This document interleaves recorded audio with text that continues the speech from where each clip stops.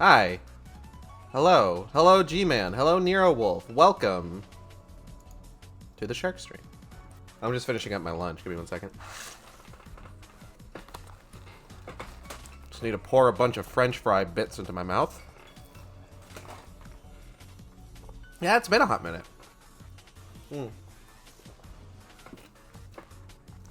Not for me streaming. I was obviously here yesterday, but regardless. Hi, and welcome to another edition of Survival Horror Saturday. The last Survival Horror Saturday before I start doing spooktacular streamathon Saturdays for the month of October. Ooh. Excuse me. Today, we're starting a bit earlier than I normally would. I went over this, the reason for this a little bit yesterday. I want to see if I can finish Dead Space 3 today. Excuse me. Because I feel like starting the spooktacular streamathon with not only new content, but the co-op playthrough of Dead Space 3 with friend of the stream JB would be neat. Neat as heck. I've been working on... I'm going to probably be coughing a bit while we're getting set up here. I've been working a bit on what I'm planning to do for the Spooktacular Streamathon. I need to still get a lot of like the assets set up and everything, but I've got ideas. A bit sick, aren't we? Not really. My throat just gets a little phlegmy after I've drinking a soda. And I have drinking a suitor. So I end up coughing a bit, especially if I'm trying to rush through the soda for reasons of maybe, I don't know, I have a stream to do. So no, I'm not really sick. But so delicious. You got it. I'm gonna eat this churro real quick.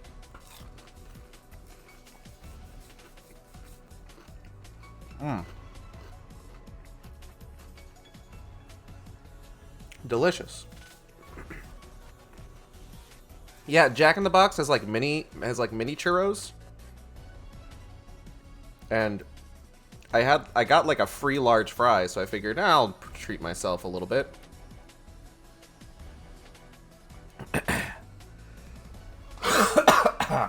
Excuse me. So, currently kind of like on deck for the streamathon. I need a napkin or something. Currently on deck for the streamathon, in addition to co-op Dead Space 3, I also plan to play Fatal Frame 2, Crimson Butterfly. I'm probably going to see, you know, it's been nice getting to use my nice wireless Halo 3 limited edition 360 controller when I get the chance to, but it does have the problem where, like, if I jostle it just a bit too much, the batteries disconnect and I need to fucking turn the whole thing back on again. So I'm probably going to see if I can't find one of my wired 360 controllers before I go doing that. But that'll be fun. I've only done one other Fatal Frame game on stream, and that was Fatal Frame Made in Blackwater. Obviously, I intend to do the new release of Fatal Frame 4 when that comes out. Just tape the battery simple. I wish it was that simple. But alas, it seems determined to just not work. But obviously, yeah, I do plan to do Fatal Frame 4 when that comes out. So, you know, excited for that. Excited to do Fatal Frame 2. And then I also, oh yeah, the other thing that I wanted that I've kind of been talking about for a bit is I may also go ahead and do a stream where I build a plastic model kit on stream. I feel like that would be really fun. I've seen people do that before.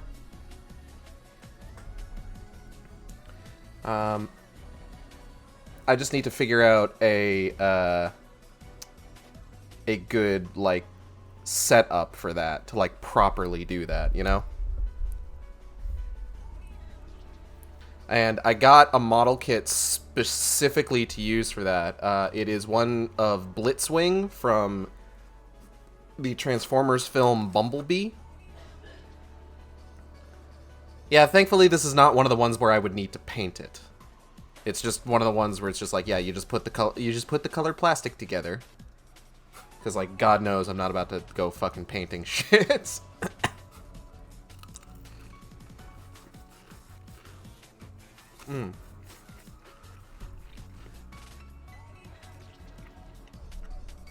So that's a few of the things to look forward to. In addition to your regularly scheduled Shark streams. Our goal for the charity streams is going to be $200. If I do hit $200, I am going to do a Sonic Boom Rise of Lyric stream. Continuing to throw down that gauntlet. Excuse me. So I hope you will tune in, and I hope you will donate.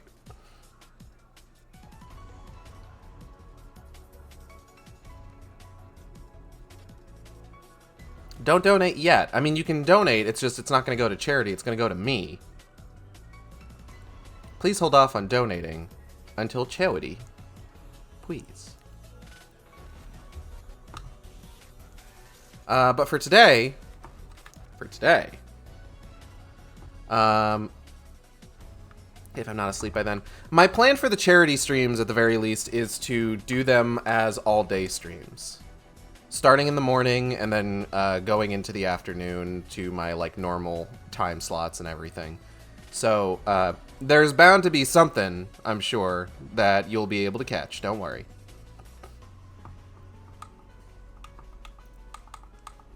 But for now, it's time for Dead Space 3. I have to make a gross noise real quick. I'm gonna mute myself. Alright, I'm good. Let's get the music paused. Get the game started, and let's-a go. Isaac Clarke's famous catchphrase, let's-a go.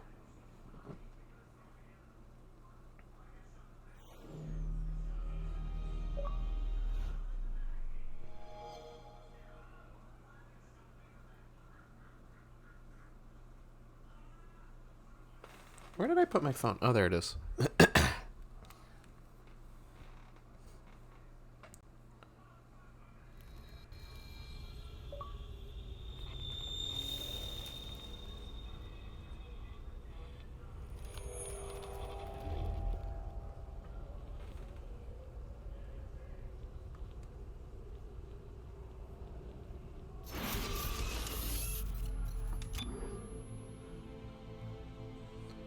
And the storm that is approaching,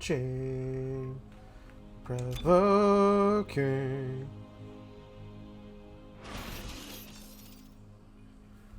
Alright. How big is the fin on your tail? I mean, my species is based on a pelagic thresher shark, whose, what are they called? The caudal fins, I think? Hold on.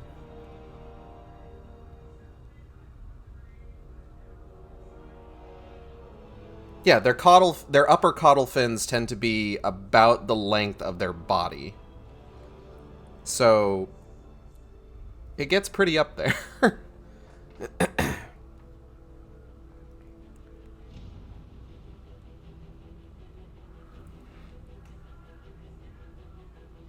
Like, you can find pictures of thresher sharks and, like, just bazam.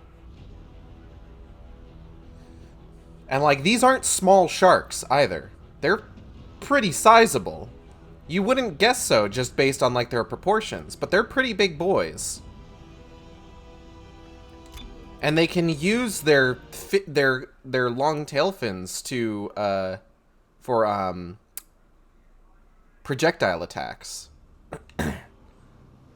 Chapter 14, everything has its place. I think we already worked that into the secret message. So we are here at the Tau Volantis research compound, and we're going to be looking for someone named Rosetta.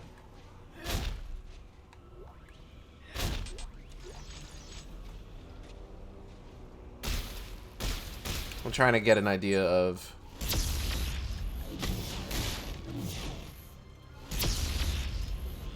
I think the volume needs to be up just a little bit more. Yeah, that's good.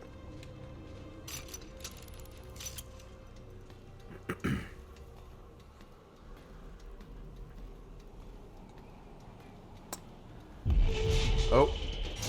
Up.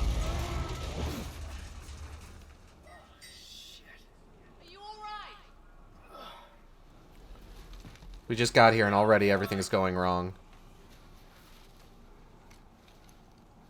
Go on ahead. I see a ground route. I'll shoot directions to your rig. We'll meet at the facility. Yeah, alright.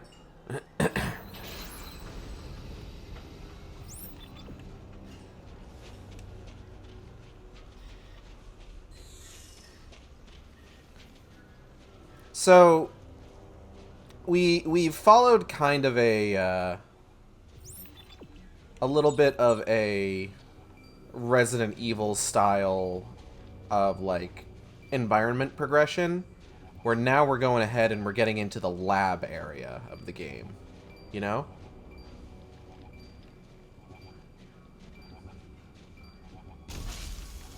What the hell? Oh, shit! Whoa! Anyone else? Alright.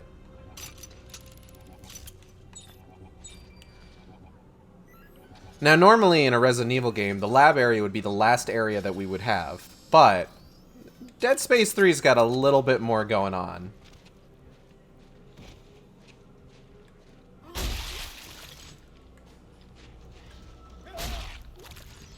So we're gonna be seeing some neat stuff. I mentioned it in the tweet announcing the stream. This is where we're going to be getting into the Mountains of Madness influence.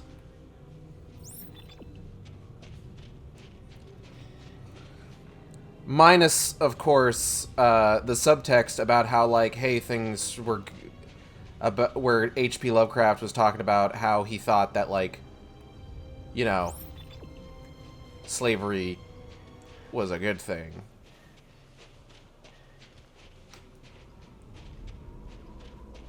Which, of course, it's not under any circumstances. But H.P. Lovecraft was kind of a huge racist for most of his life, so what are you gonna do? Okay, so, important thing to note. You may have noticed that twitchy man over there. These are, of course, upgraded slash... Well, I don't remember exactly what they're called, but they're like... They're slashers with an upgrade. And the upgrade is that they had stasis modules that got fused into their flesh. And now they move super quickly. And immediately I lost all respect to H.P. Lovecraft. I mean, yeah. The problem with H.P. Lovecraft is that he defined an entire genre. But then when you go back with the knowledge that, like, he was kind of a huge racist, I want to make sure to use the word was, because there is ample evidence that, like, later in his life he kind of regretted his words and deeds. Too little too late, of course, but, like, it happened. Um, but like when you go into a lot of his stories with that knowledge, you start seeing like the subtext for what it is.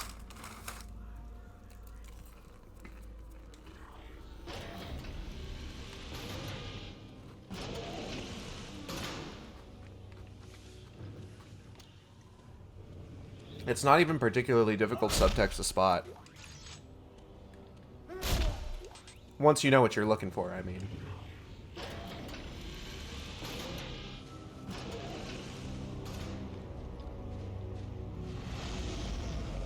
Uh-oh. Heads up.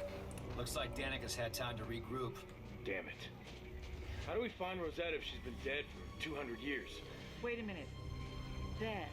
Rosetta Lab. It's here. Perfect. Send me the coordinates. Now let's hope Danica doesn't find us before we can build this codex. Oh, actually, before I continue, I should probably see if there was any... Scaff Artifact 15.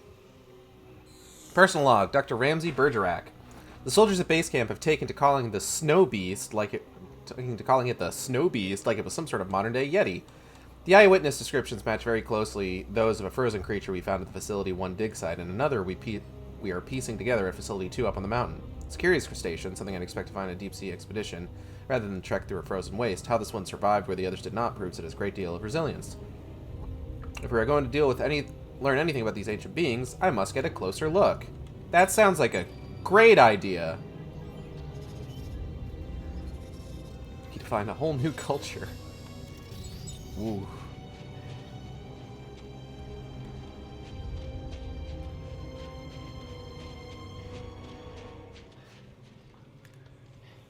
Biology laboratory. Let's learn some biology.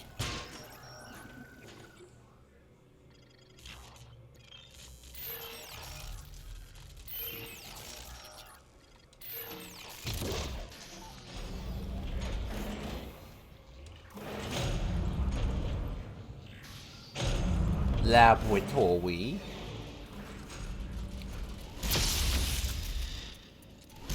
No. Oh, shit. Rude. I repeat, rude.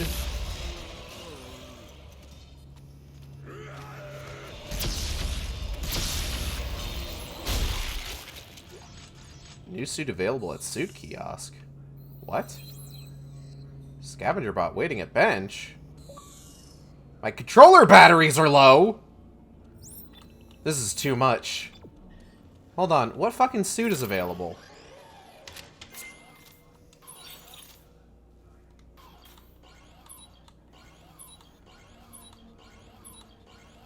Sharpshooter, engineering, elite, archaeologist, legionary, Arctic survival, EVA. I don't have any new goddamn suits. I do need to change out the batteries though now. Because if it's gotten to the point where it's letting me know that, hey, your batteries are low, then that means that the rumble feature isn't going to work. Just fucking start throwing prompts at me. Like, calm down.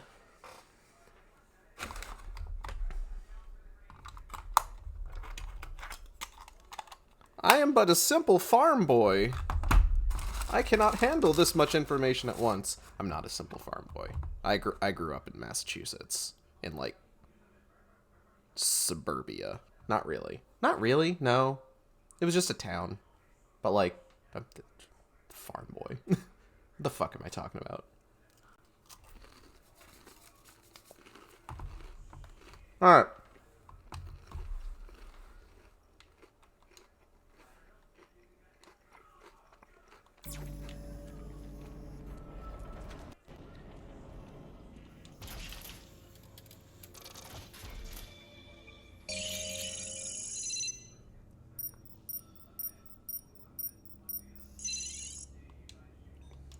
We're getting pretty close to being able to get another resource pack. An epic resource pack.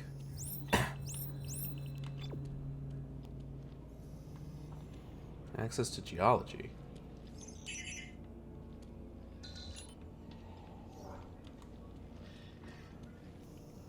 Oh, so I don't know that we've actually had an opportunity to catch one of these.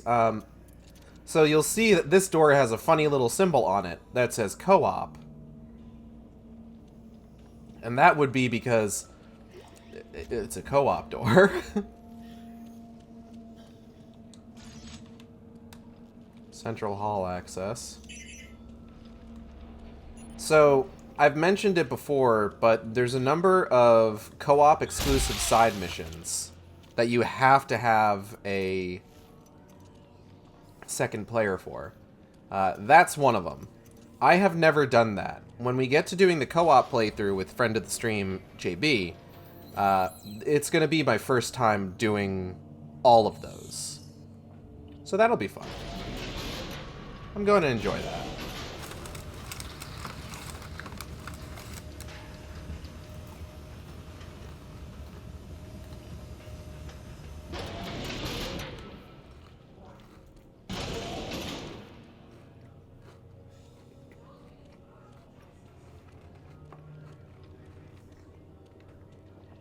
Why is every door in here so fucking loud?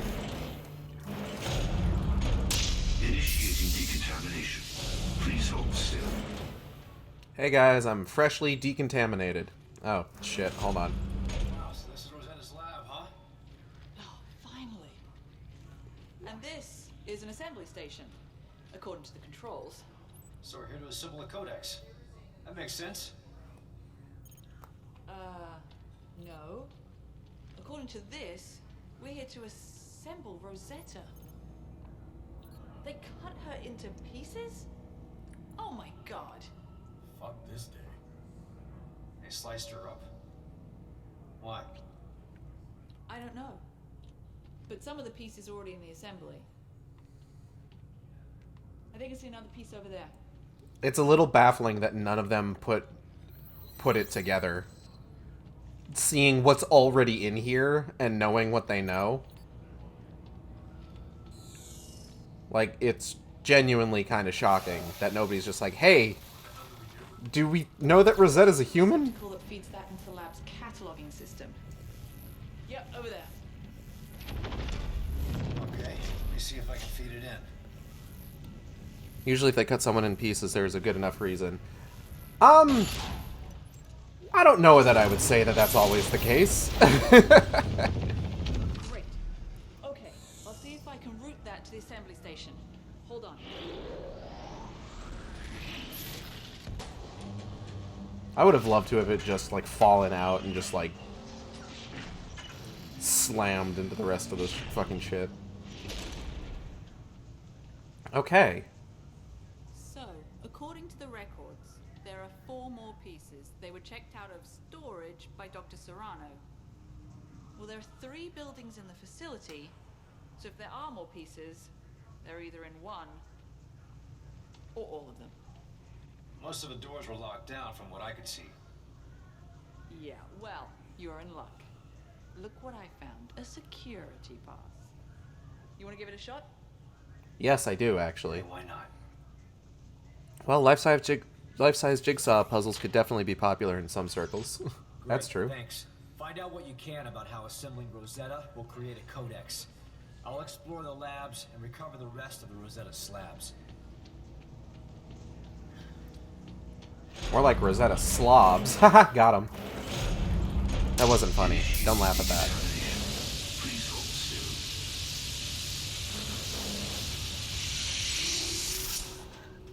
still. Alright.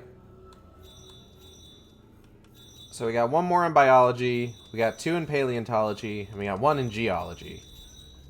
Let's see if we can't find the other biology slab.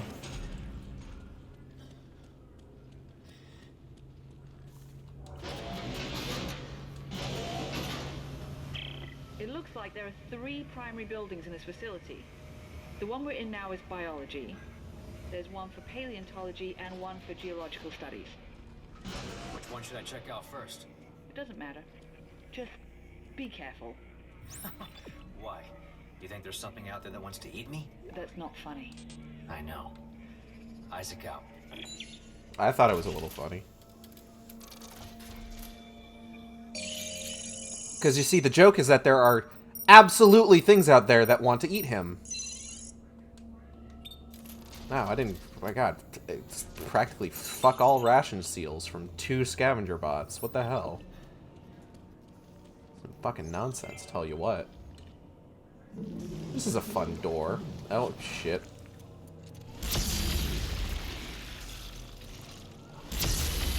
These fucking zits again. Ugh, ooey gooey. Shut up.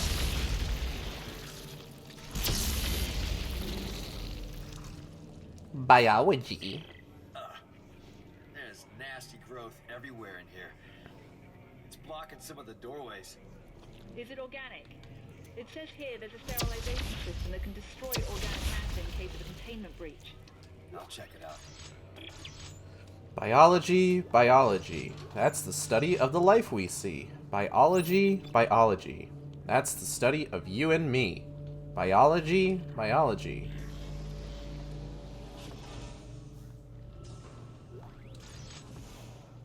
It's not a rock, a stone, or a key. That would be geology.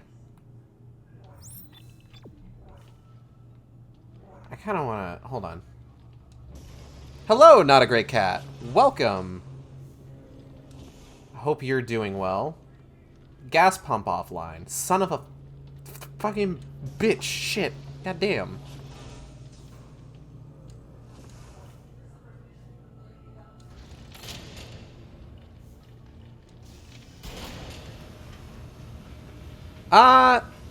Not off the top of my head, but no offense meant, I have a terrible memory. Hold on. Oh.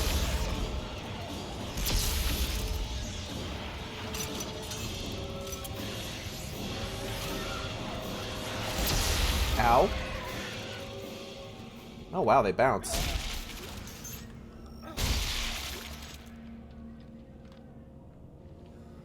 Well, I hope you're having a good day. Toxic mammal. Well, I'm a shark. Or am I? Let's not get into the weeds with that question. I'm doing alright. I had Jack in the Box for lunch. That was pretty good. Sharks are... Hold on.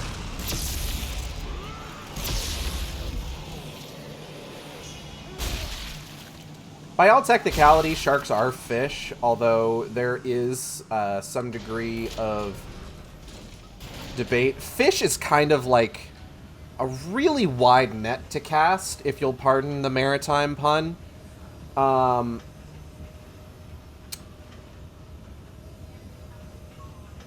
There's a huge swath of differences between sharks and what we would kind of refer to as bony fish.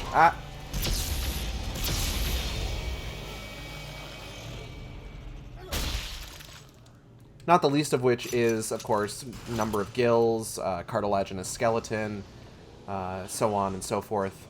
Initiating sterilization sequence. I gotta wait for this guy to stop talking. Hold on.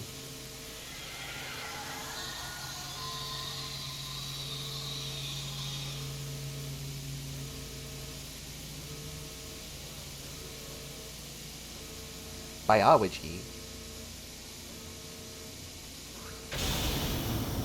More like biology. Oh wait, that's just already what it is, isn't it? Biology.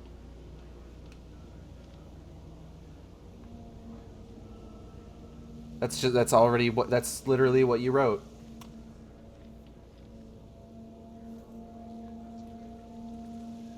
Although I guess biology is maybe a little bit of a mouthful. Like, we could probably just shorten that down to biology.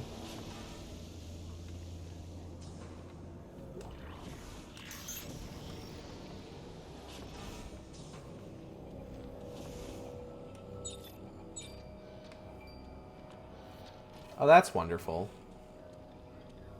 Audio log. Dr. Earl Serrano, status update. I now realize why the alien machine was rejecting our codex. The instructions were being garbled by the second set of DNA. The aberration. We found a new specimen today. A pure and intact specimen. Its DNA is completely pristine, and I have high hopes that this is the breakthrough we were He's looking got for. high hopes. He's got high hopes. He's got high in the sky apple pie hopes. And then they all died. The end.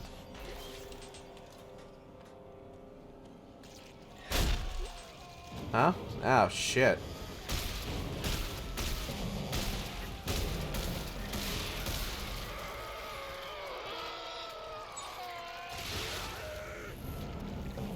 You need to stop.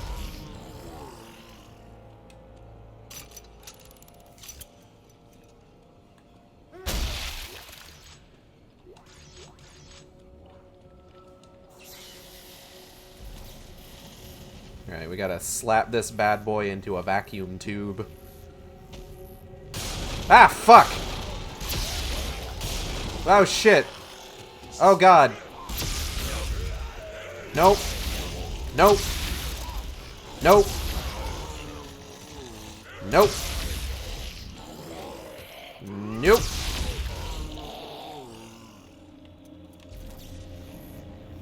I would prefer that y'all didn't.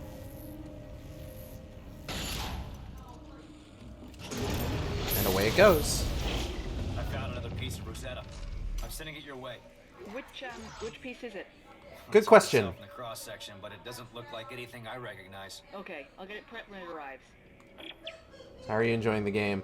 I have a bit of an odd, like, relationship with Dead Space 3, honestly. Like, most people who are fans of the Dead Space series and, like,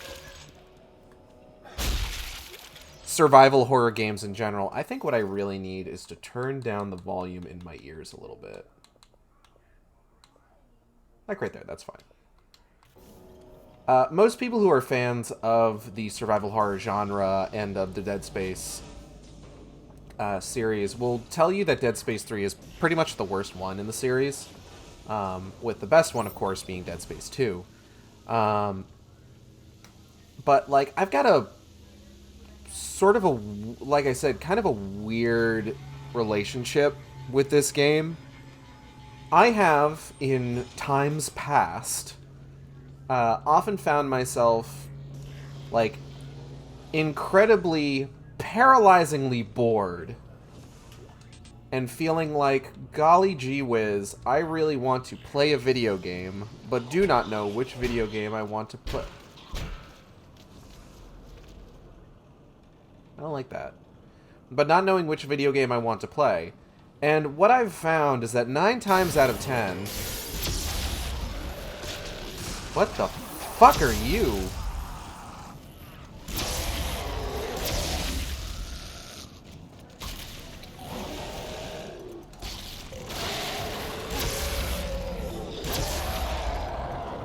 What I've found is that 9 times out of 10, whenever I'm feeling like that, you know what game ends up, like, weirdly hitting the spot?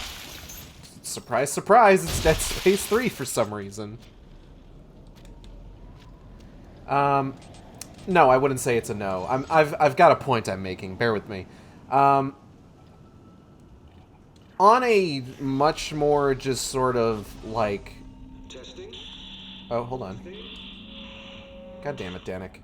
Hello, Isaac. I know you're out there, crawling around.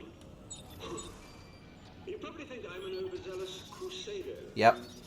Mindlessly following the whim. That's a yesin. of angry gods. Yeah, maybe. It's an easy conclusion to draw, and I don't fault you for it, but you may be surprised to know that I'm a man of science. A man of fact and reason. I don't believe that for a fucking second. And soon, you'll understand that I'm right. About everything. You aren't, but okay.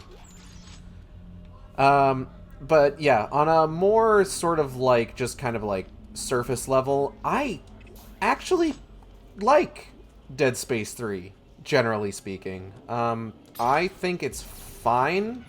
I think it's fun to play. I like the weapon creation mechanic a lot. I've made a lot of really cool things, even if I've, like, kind of ended up just sort of like falling into some very sort of like basic, like, these are the ones that work the best for me, so I'm just going to use these ones constantly. I think really the only things that I don't like about it is how weird the story is if you're not playing co-op. The love triangle that makes up like a good, that takes up like a good chunk of the game early on.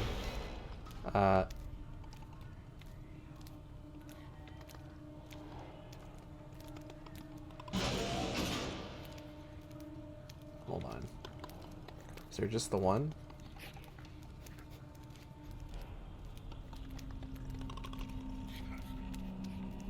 There's others around this room.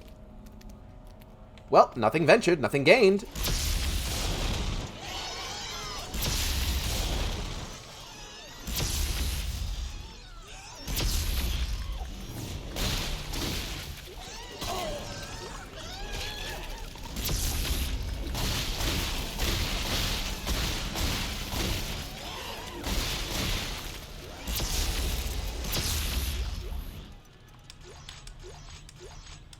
I think that went well.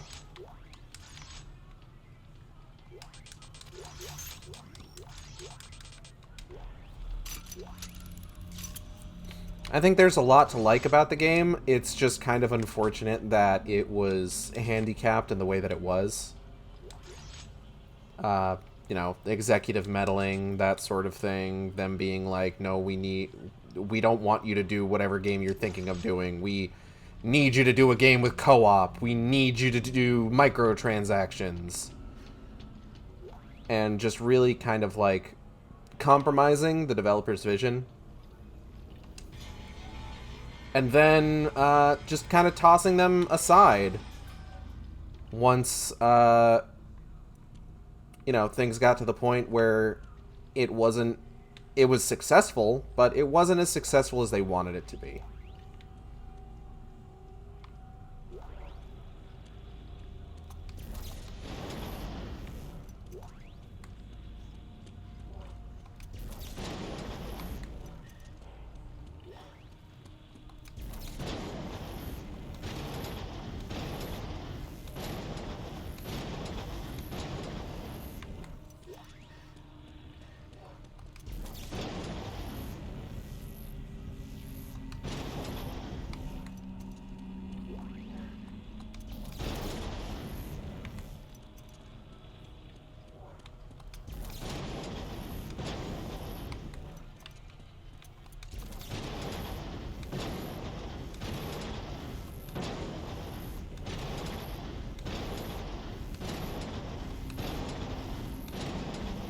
Damn it.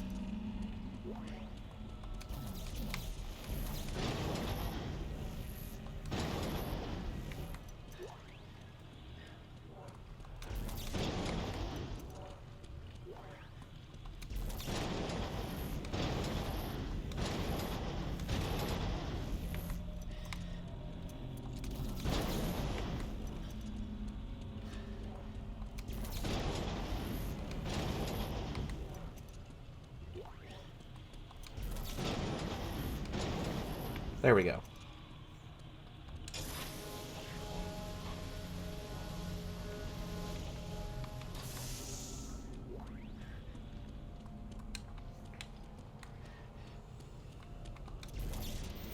It?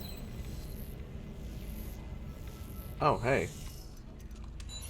Dr. Earl Serrano, status update. Gage, I am back from my pixel bender and about to harangue you over Discord for a thing. I am excited to be harangued. But they exist as a distinct language we attribute to the marker's creators. However, our deep dig teams are reporting the discovery of another set of glyphs, a new set, found on the structures we've uncovered below the planet's icy crust. I've ordered several artifacts sent up for closer inspection. If this is what I think it is, it could change everything. I'm gonna try really hard not to freak out on stream about what I've just been sent. But, it's neat. Okay,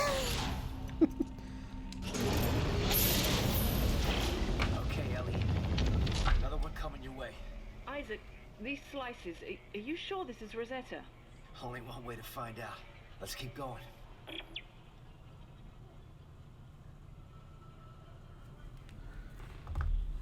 Alright, I need to find the next Rosetta chunk. So, chunks, huh? I'm a little surprised I haven't been, like, attacked in a hot minute. To butcher it a bit, do you want colors? Ooh. That's a good question. Maybe. Barracks? I want to go in the barracks. What the hell?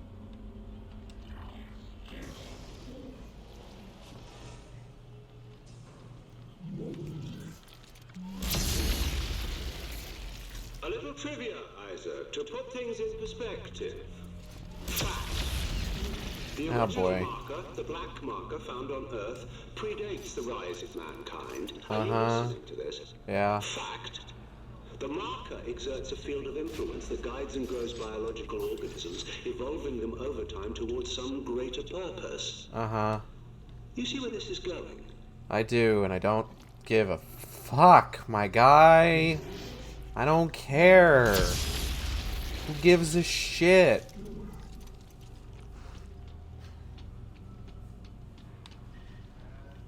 Activate. Deploying gas. Failure. Reopen gas supply valve to continue. Really? God damn it. Now I gotta walk all the way to the other end of the fucking hallway. Gotta fucking blast some weird wall pustules. Alright, gas supply valve. Here we go. Oh, shit. Wait. Wait, I'm still in here. Wait, I'm still in here. Fuck. Okay.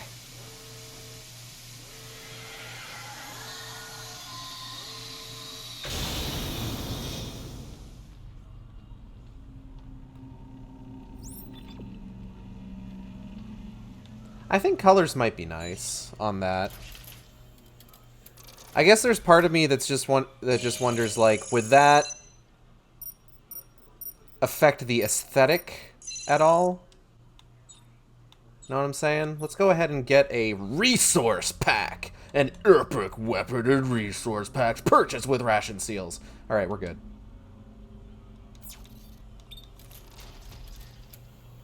Am I going to use them for anything? No, not really. But, like, what if one day I'm playing through this game again, and it's like, oh, hey, you don't have enough of this piece. And I'm like, well, shit.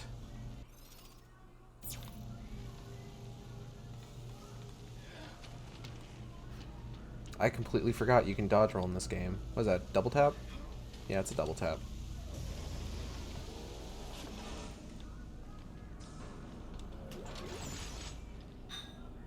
The zoo. Don't feed the scientists. Yo, we got a zoo. Oh. Hard gulp.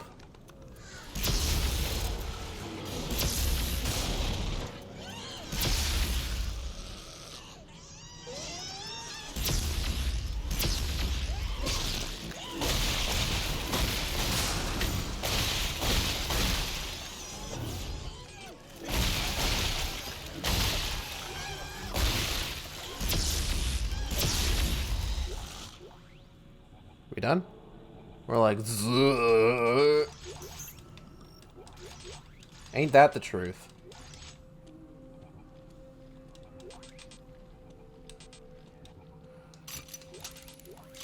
Alright, Serrano, tell me about what you were playing with in here. Dr. Earl Serrano, status update. It appears that all the specimens share some common features that are quite surprising. Gills, along with what I presume are swim bladders and collapsible fins. This is quite improbable for a frozen wasteland, unless it was not always frozen. Oh. I now believe this planet was once a vast liquid ocean, and that a single, sudden event caused a flash freeze, trapping everything in the ice. Very odd. Very odd thing for a planet to just do.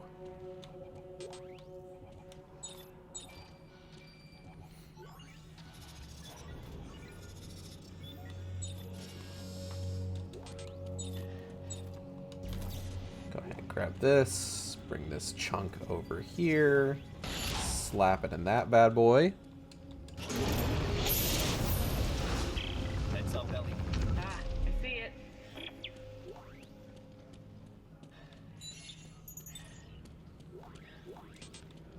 I want to say that the barracks is a side quest,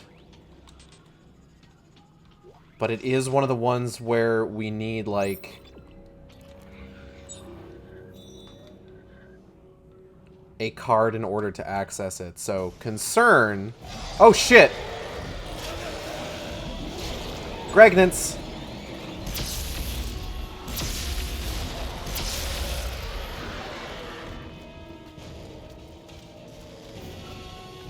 Whoop!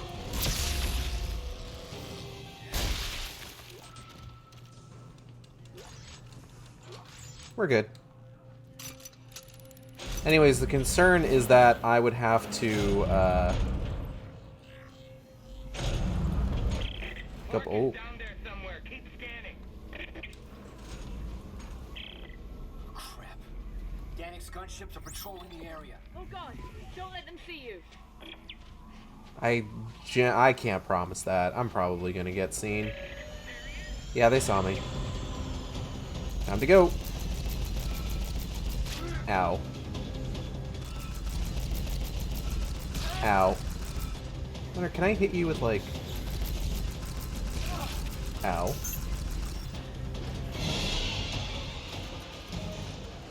Hey, guys. Don't mind me. Moving on to next sector.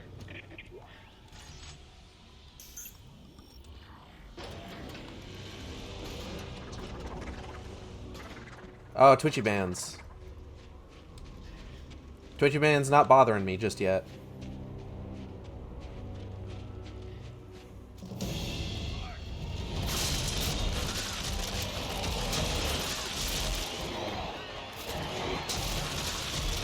Twitchy mans will now bother.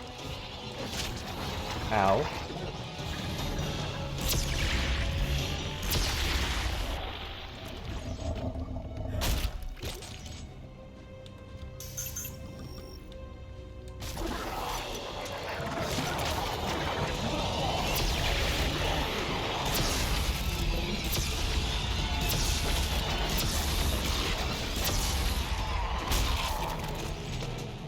Till a new platform appeals to us, are we not all Twitchy mans?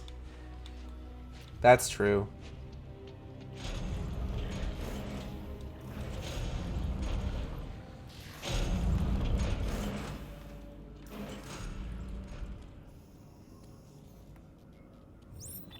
I'm just tired mans right now. I'm gonna be real with you. I'm sleepy.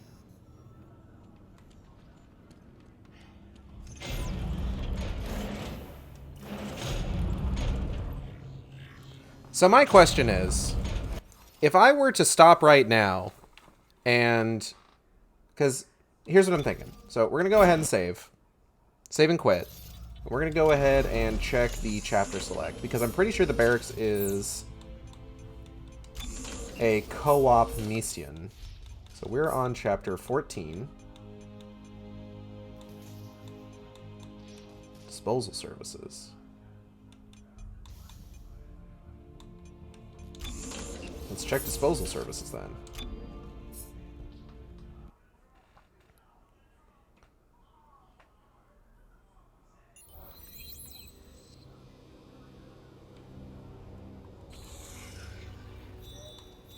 Oh, yep, that resets all of the progress that I've made. Cool. So unfortunately, we're gonna have to get all of those pieces again. You know what? It's fine.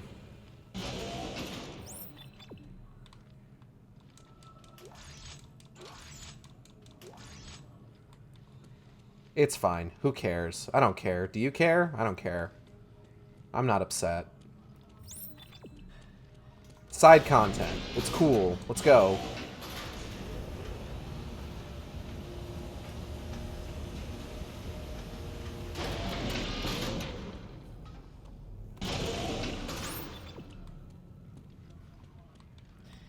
Unfortunately, this is our lot in life with regards to, like, side quests where it needs a card in order to access, and for whatever fucking reason,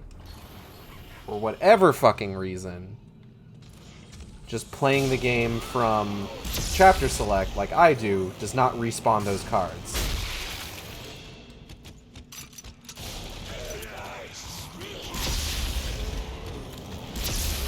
I don't know why. But it's really weird and dumb. And dumb and weird. But here we are.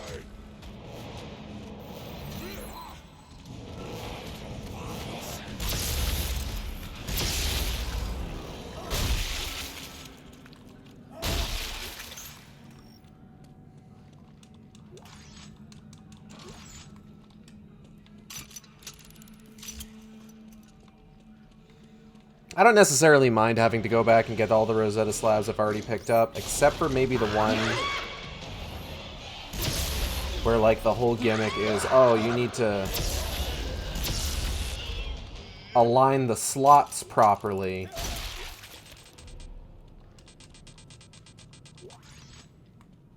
In order to make them pass through all of them in one go. That one is not my favorite.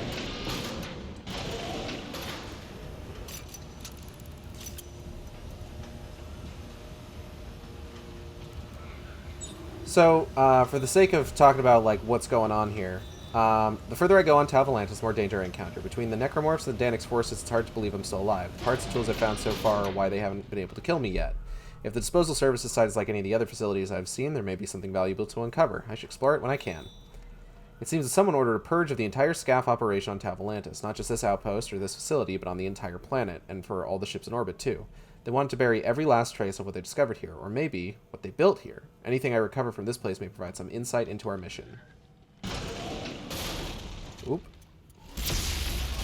Oop. Oop.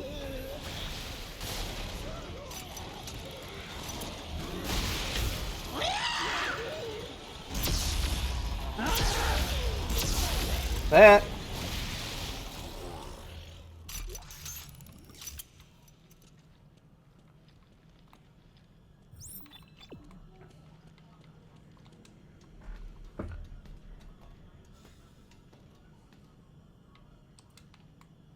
I've been thinking about, like, the seeming impending mass exodus from Twitch, honestly. I am the kind of person who gets, like, pretty headstrong about, like, no, this is what's working for me and this is how I'm going to keep doing it. So I don't know if it's something that I'm ever going to look into, because I don't know. I feel like I've only kind of recently just begun to understand Twitch to some extent. And the idea of, like, having to go and learn another platform, no matter how, like, straightforward or user-friendly it might be, seems very daunting to me. Oh. Oh. Well.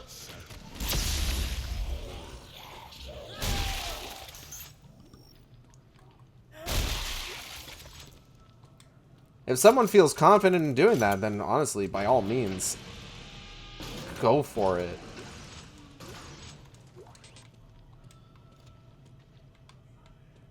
Diversify those streams of revenue.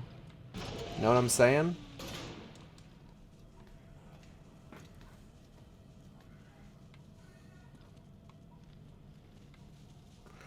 Feels like the main thing would be, like, reconfiguring alerts and stuff so that it works with the new platform, but I'm just trying to keep an eye out for, right now, for the one that isn't a crypto scam. Yeah, that was kind of wild, because I definitely saw people being like, oh, we should try this one out, and then, like, 3 days later, it's just like, hey, guys, bad news. Just like, god damn it. Every fucking time. Hey. Hey! I'm doing a puzzle here. Rude ass? Oh, shit. Fuck off, twitchy bands. Oh, shit. Gotta say, I'm glad you guys are so fucking loud. Oh, shit.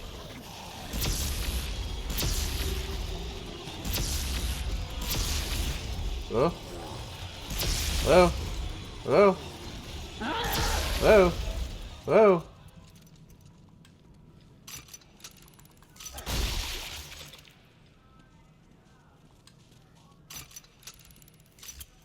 Okay, what was I doing? Right.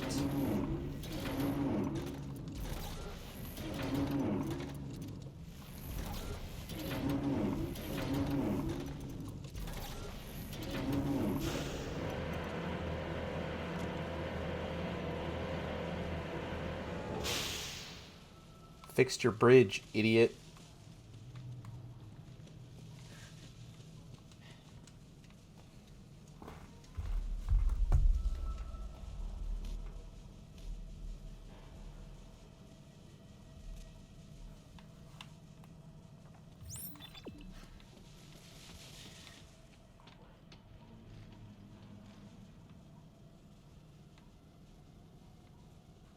Was this here the whole time?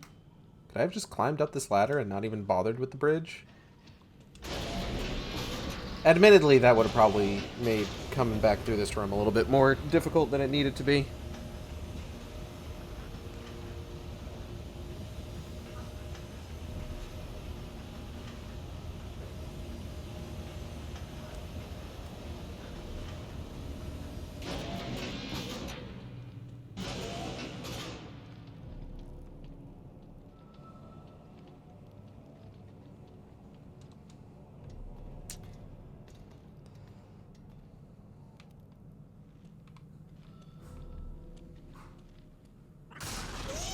Oh shit. Oh shit. Oh shit. Oh shit.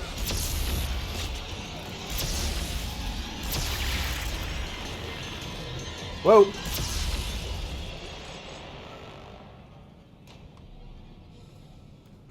Okay.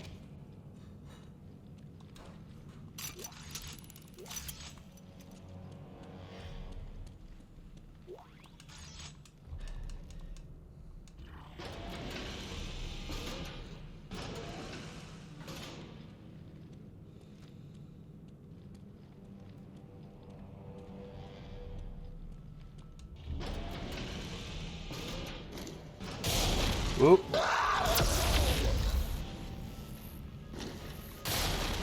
Stop that.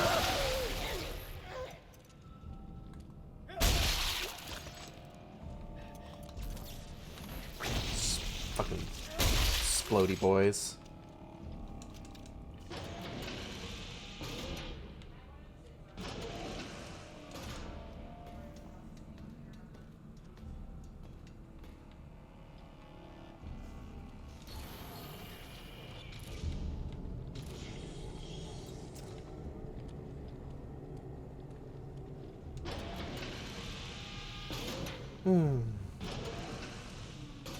I'm trying to save my energy drink for a little bit later into the stream.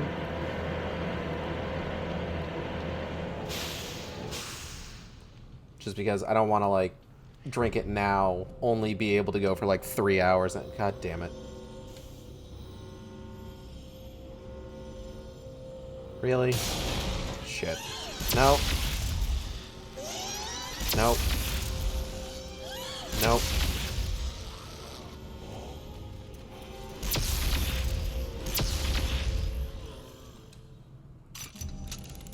I don't want to drink it now, only be able to go for about 3 hours and then start just, like, immediately falling apart at that point, you know?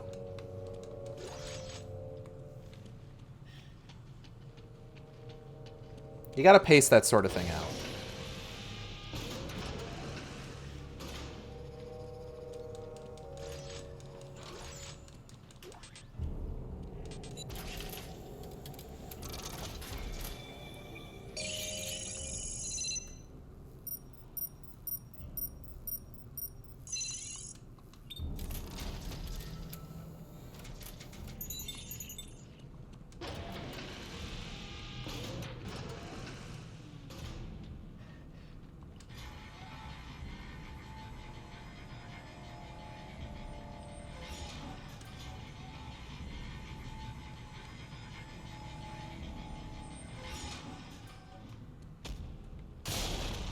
Oh. It was recently announced that the Dead Space remake was going to be structured in such a way that the whole thing was like one continuous shot. Kind of like in the same way that like God of War, or more importantly, Dead Space 2 was. Because as we all know, Dead Space 2 did it first.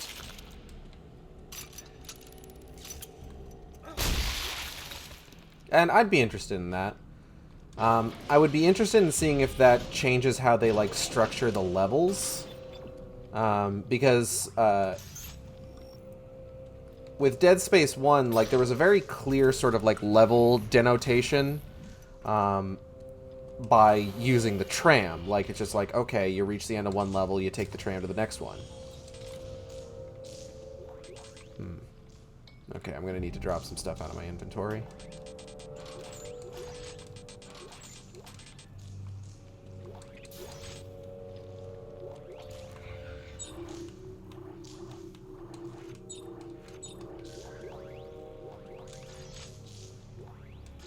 Alright.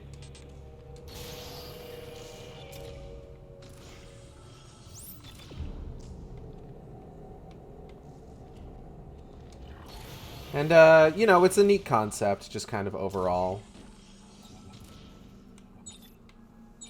I think it really sort of denotes exactly, like, how long certain things take.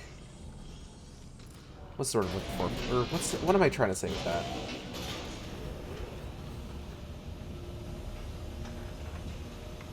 It's a really interesting way of, like, just sort of confirming that, like, yes, this journey that they took this amount of time. Like, the only thing in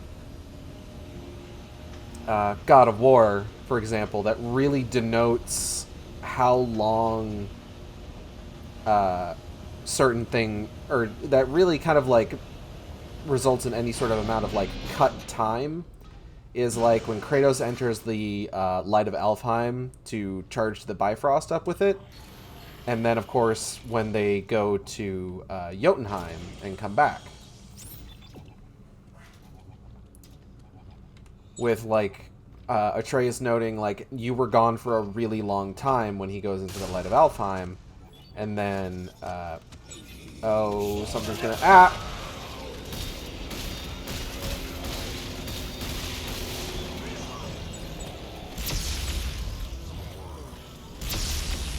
And then Mimir, of course, acknowledging that, like, hey, you've been gone for, like, months when you come back from Jotunheim.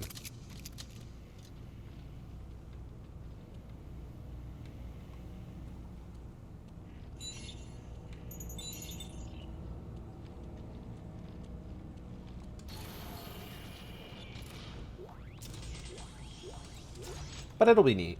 I'm excited to see what they do with that. If just, like, the tram rides will be really quick. Or if there's, like, anything else in particular they're going to do.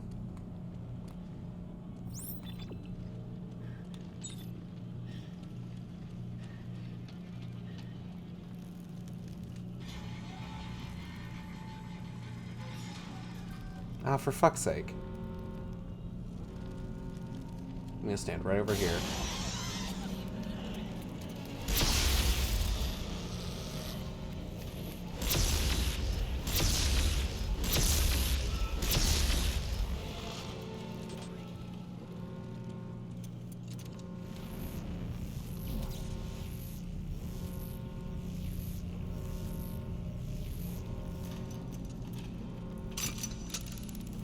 Hello? Oh, here we go, here we go.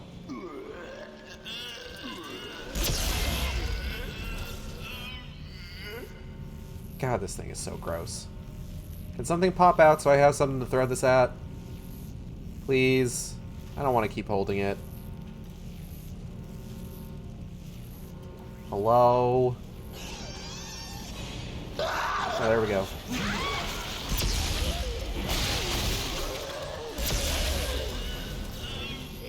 Ammo clip. Fuck it.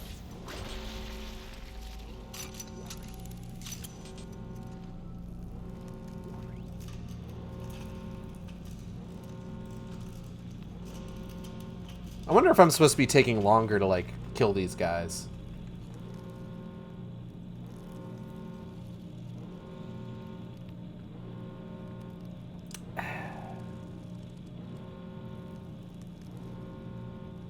Any second now.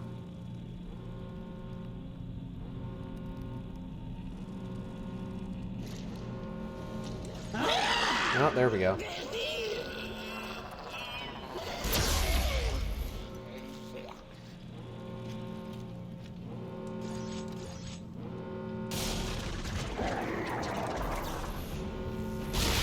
Ow.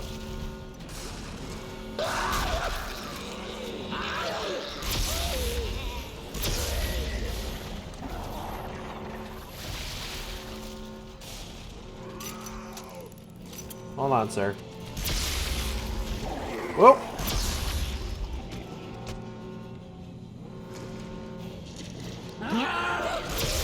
Whoa.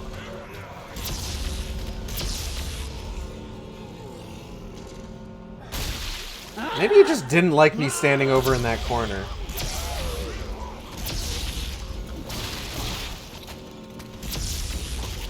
Stop that. Oh, a scavenger bot's waiting at a bench. Thanks for letting me know, I guess.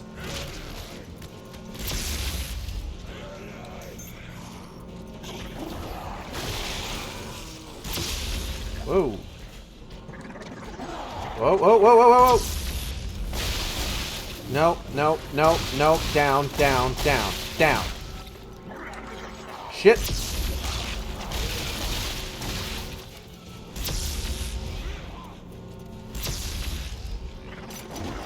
Fuck.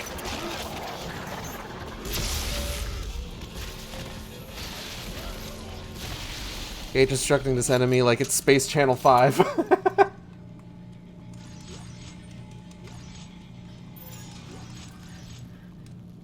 What is Dead Space but a modern Space Channel 5? Honestly. It's pretty much the same game. Like, if you really think about it... Hold on.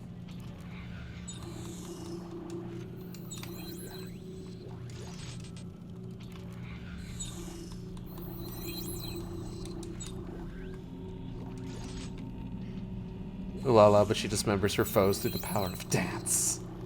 It could work. Hit us up, Sega. We got ideas. Sci-fi survival horror Space Channel 5.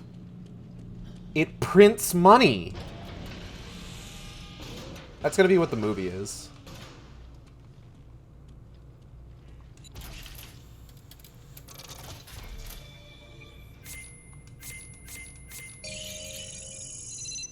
What is making these people dance? Obviously, the marker. Obviously. What else could it be?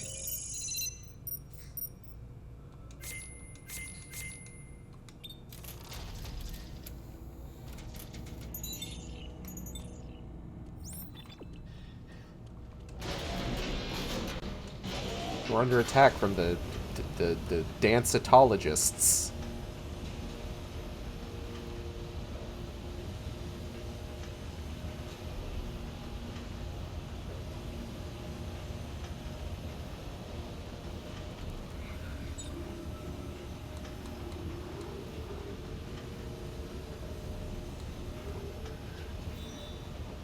Revive the corpse of Michael Jackson, play the big bad. Everyone's doing it nowadays, it's fine.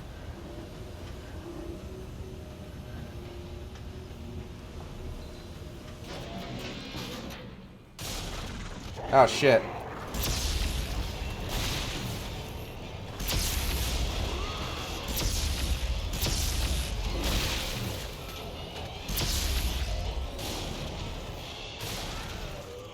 Why are you like this?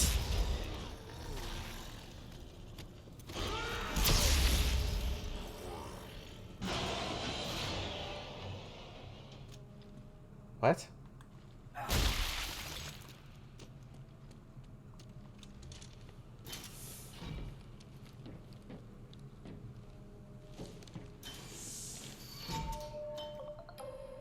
skip.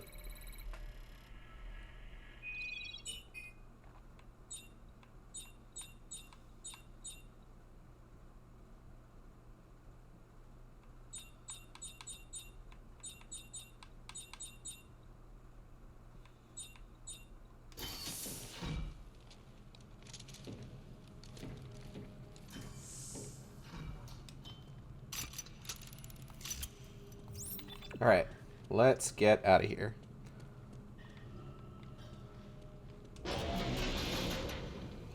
Also slowed down a tiny bit on this animation experiment because I ate a big pot of noodles and got sleepy.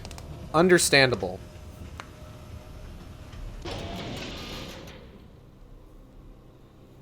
Noodles be doing that.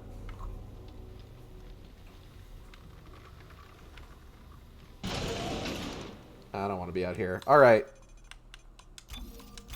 So that's that area. Now, before we go recollect all those Rosetta slabs, let's go ahead and do that other optional mission, or side quest that we can access here from the... What other ones do we got here? Artifact storage. Artifact storage is the only one. Did we do archaeology, or did we just do the armory? Hold on.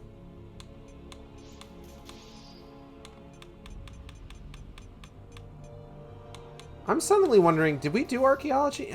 I can't go back now. That might just be one that we have to make sure that we hit up when we do the co-op. Dang. Shucks. Howdy.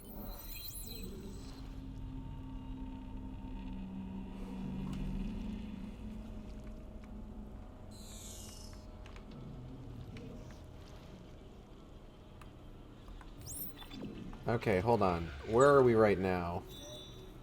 Oh, cool.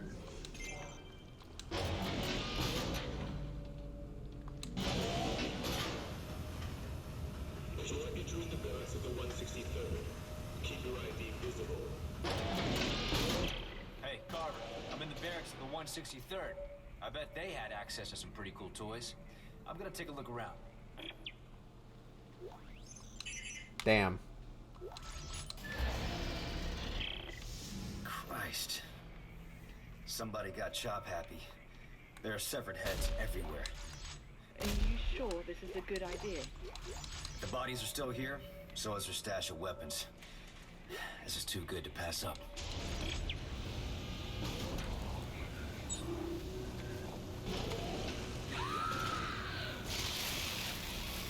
Ah, hell. No. No. Don't.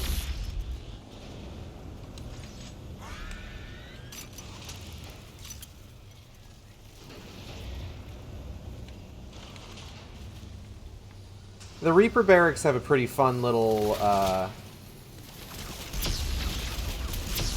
side story associated with them that I don't know that I'm going to be able to properly show off simply because I've already picked up all of the text files for that.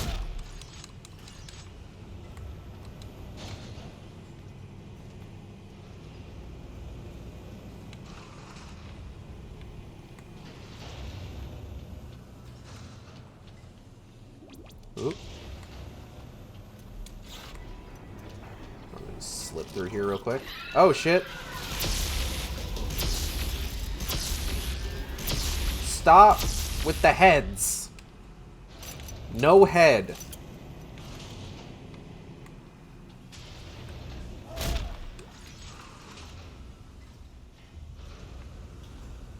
Right, this one's just not moving, so... Oop.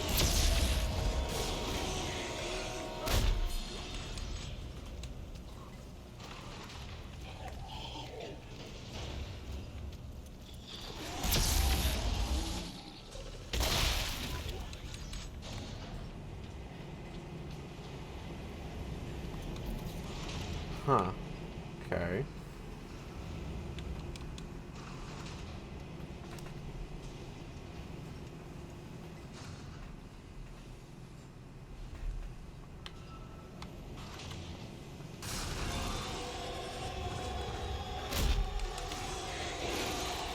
No. No. I disagree. Quite honestly. What the hell's... Sir?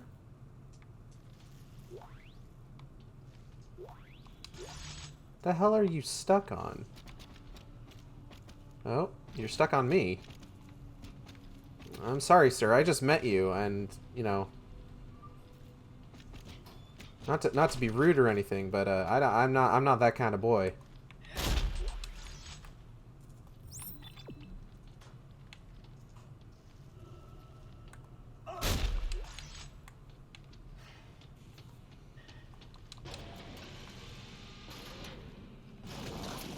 Oop.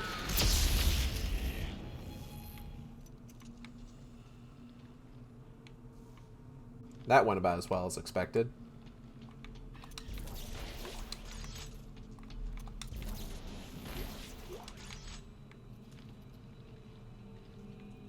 Oh!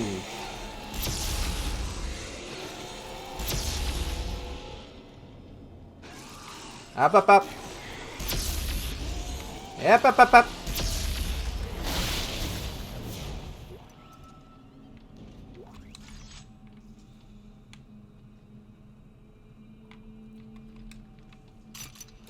We'll get more into the weeds of like what the story is with the Reaper barracks, but basically, the 163rd were known as the Reapers, and they were just absolute bunch of assholes. And there was this guy. Oh, hold on.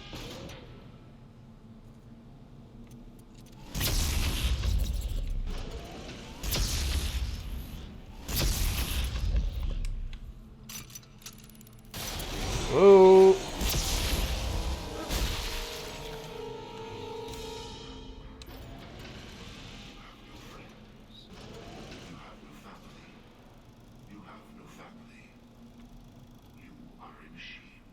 Huh.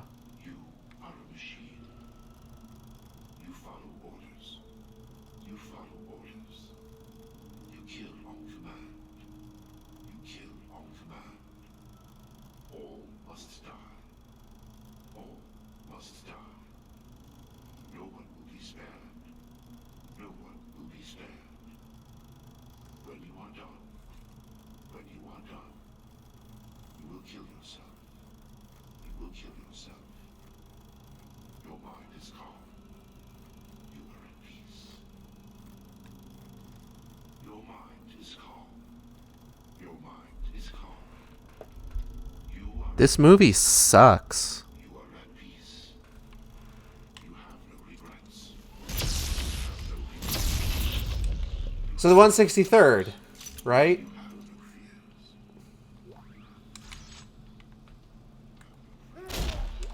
Bunch of assholes, very clearly indoctrinated into, like, being the fucking execution squad for when shit went bad on Tau Volantis.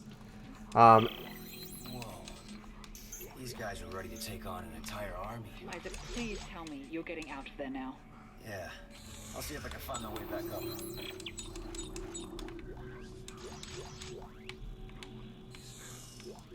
The little hypnosis swirl. Yep. But very clearly indoctrinated and essentially mind-controlled into being the executioners who, when given the command that, like, hey, everyone has to die, would have been the ones to carry out the order, probably the most efficiently. Unfortunately for them,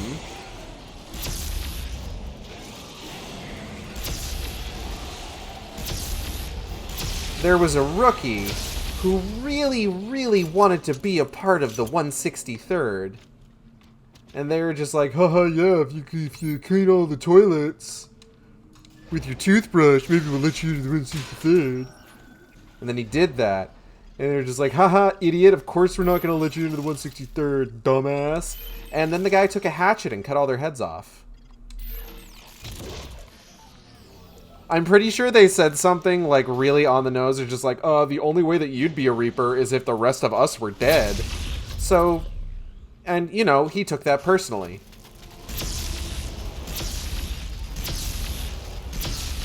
God, you guys are hard to hit. Oh, I can't see the quick time event.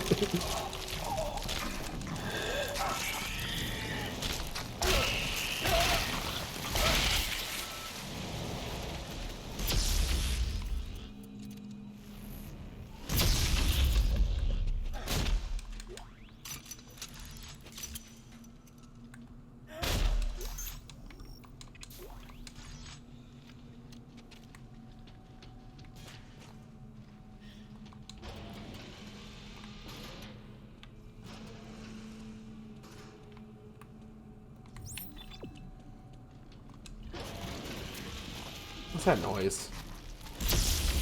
Fuck off with your wet slappies.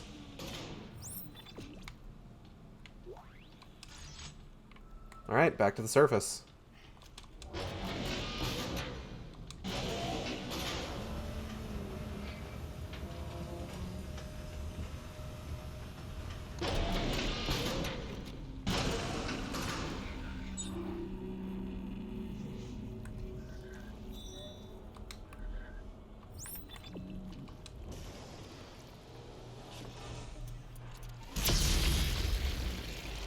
A little trivia, Isaac. to Yeah, I put heard this this in already. perspective.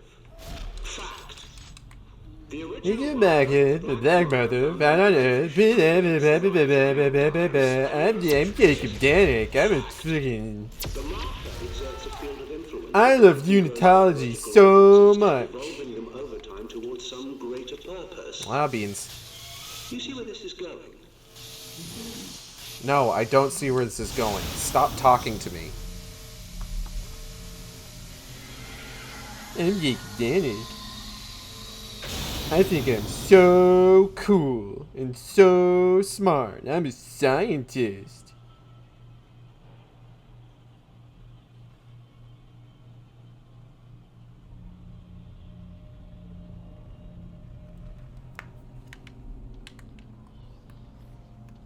Alright.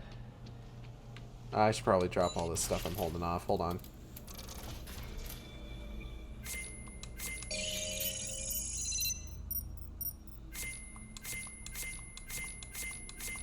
There we go.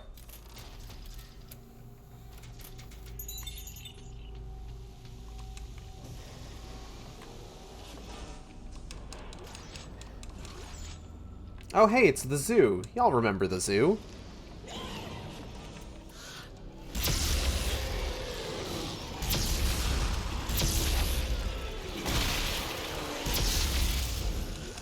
Good times at the zoo.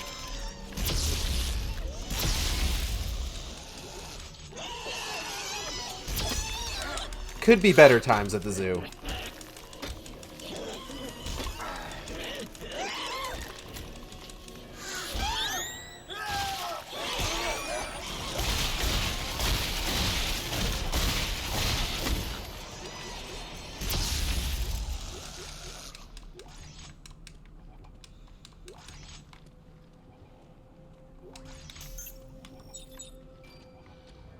See the lovely lakes.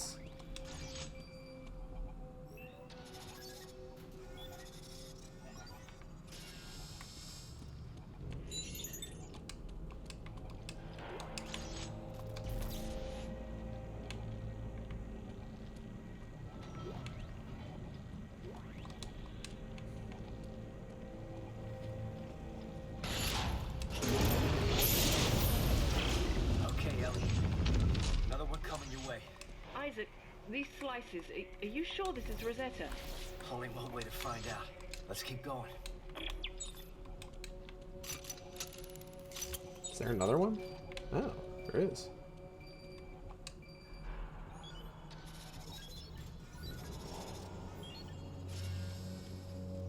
Funny little mans. Scooting around. Oh shit. Right, I forgot about this. Ah, fuck.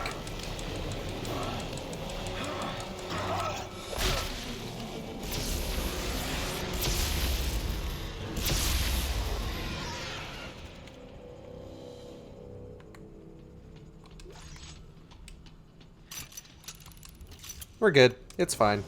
Don't worry about it.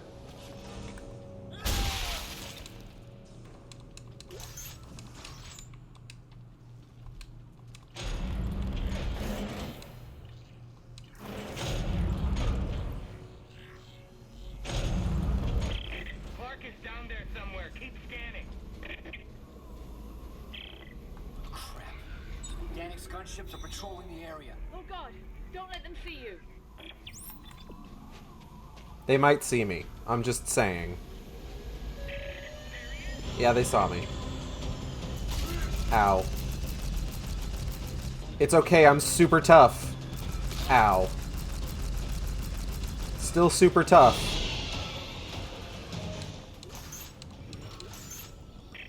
Moving on to next sector.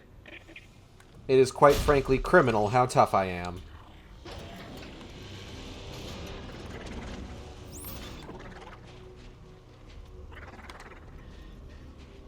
You don't scare me, Twitchy Mans. I've already dealt with you. Am I still gonna get the cutscene again, though? Yep.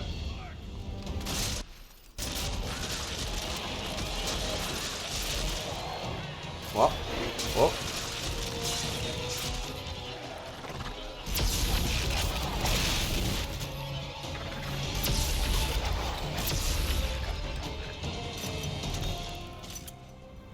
Don't you fucking look at me.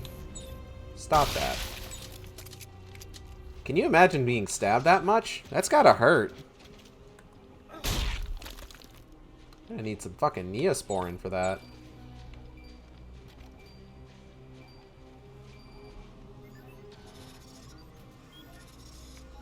Need one heck of a band-aid. Oh shit.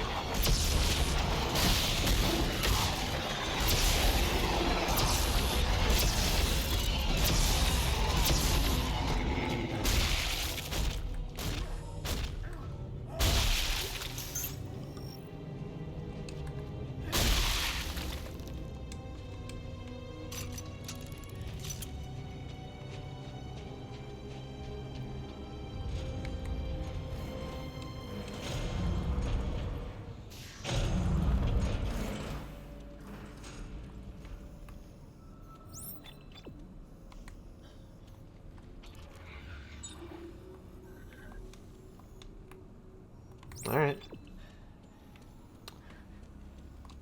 And away we go.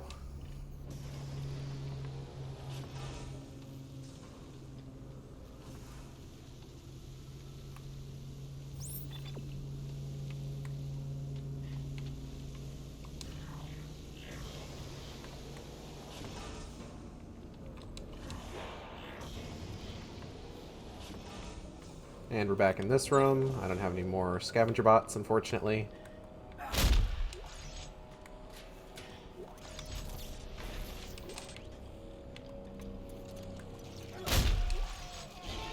Oh, fuck, that's right.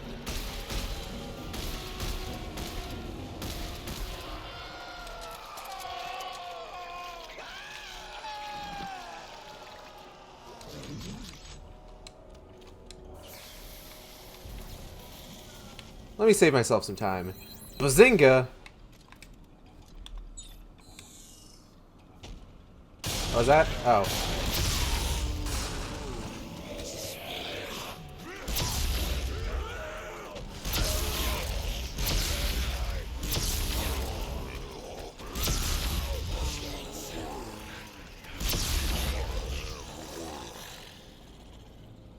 Alright.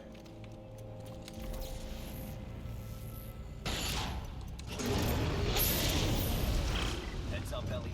Ah, see it.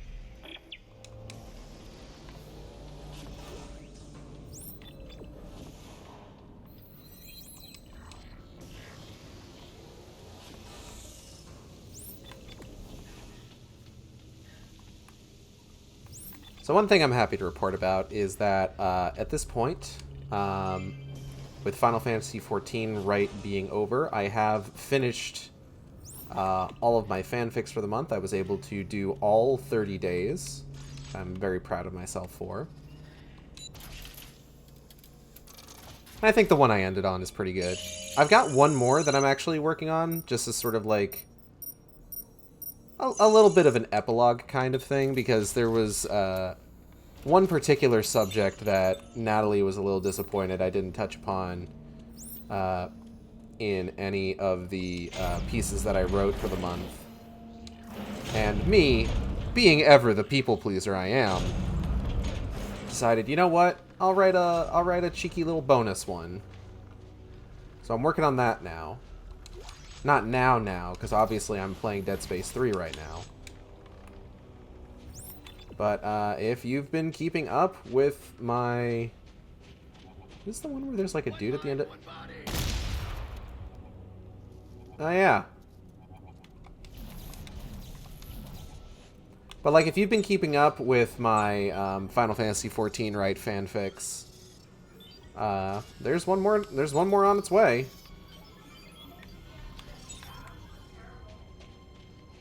And I hope when I post it, you enjoy it. Unless you're watching this later, like on the VOD, and I've already posted it, in which case I hope you enjoyed it.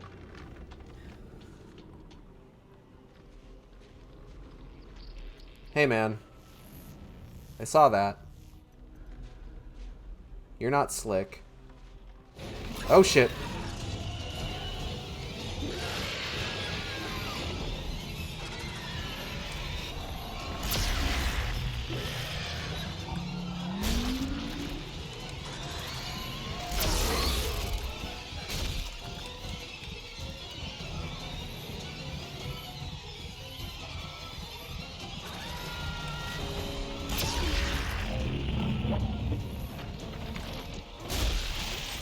Someone's to my left. Who is it? Stop it.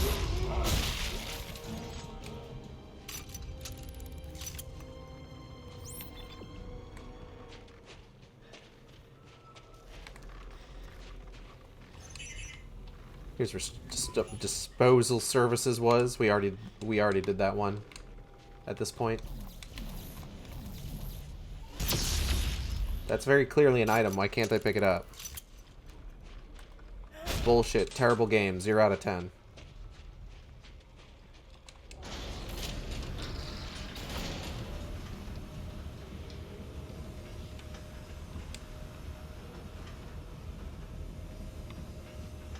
I can't really say that because that's like a genuine opinion. People don't think it's a terrible game because there's like an item that's glitched and you can't pick it up. They think it's a terrible game for a myriad of other reasons.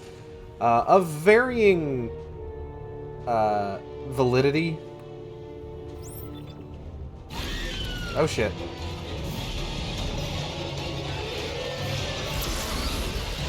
Oh! How'd you get behind me? Fuck off.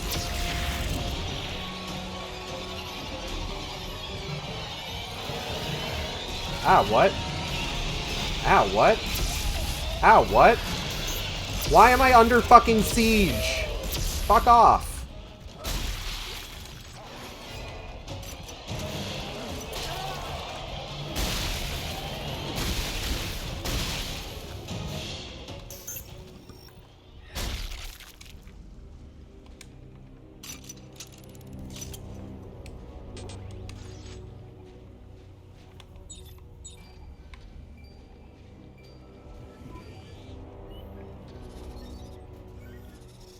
I will oftentimes think about the 2005 King Arthur movie.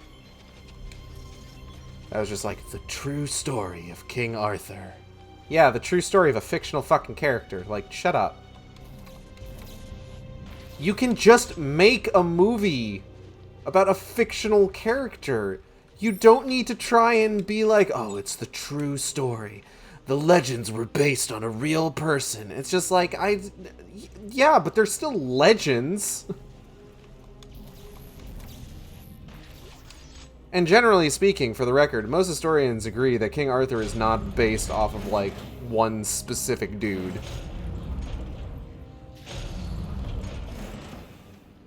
Fact. Ah, fuck.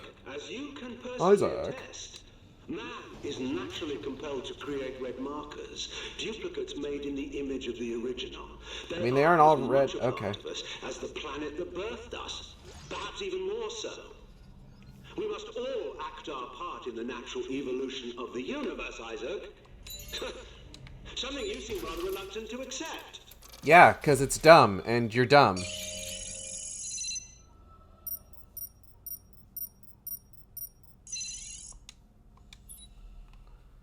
Epic weapon resource pack.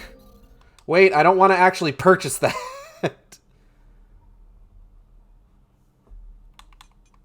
Goodness gracious.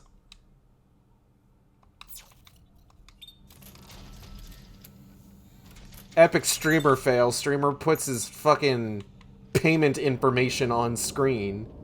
Thankfully, that didn't happen. Thankfully, I caught it. I'm just like, oh shit. Wait, hold on.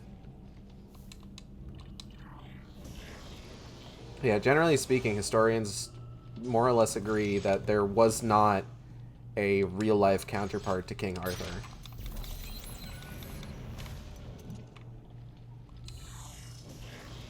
So it's very funny for, like, a movie to be like, based on the real story of King Arthur. It's just like, that's not... You can't just say things. But then, of course, that's one of those things where it's just like, a movie can say that it's based on a true story, even if it really isn't. Even if it definitely is not based on a true story. Like, they can just say that.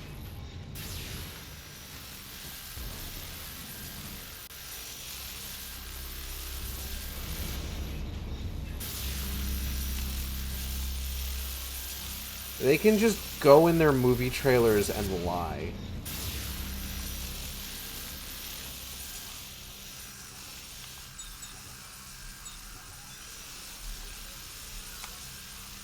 Might as well say fucking Dead Space 3 is based on a true story.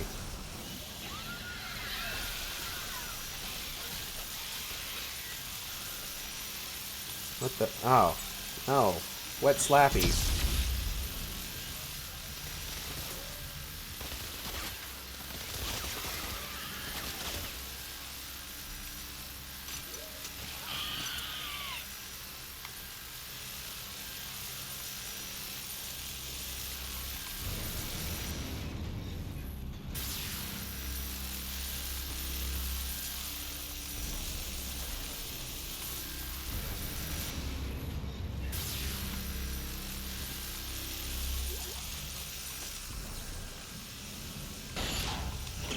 Now we can continue the video game.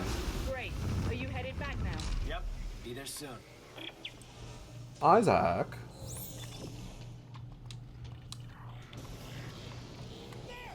Oh shit! Isaac, you're not getting out of there alive. Shut up, Danik! That's what I'm talking about. Isaac. You're not getting out of there alive, Isaac. This is what I sound like, Isaac. I'm Jacob Danik. Isaac. I hope everybody enjoyed my Jacob Danik impression. It's 100% accurate.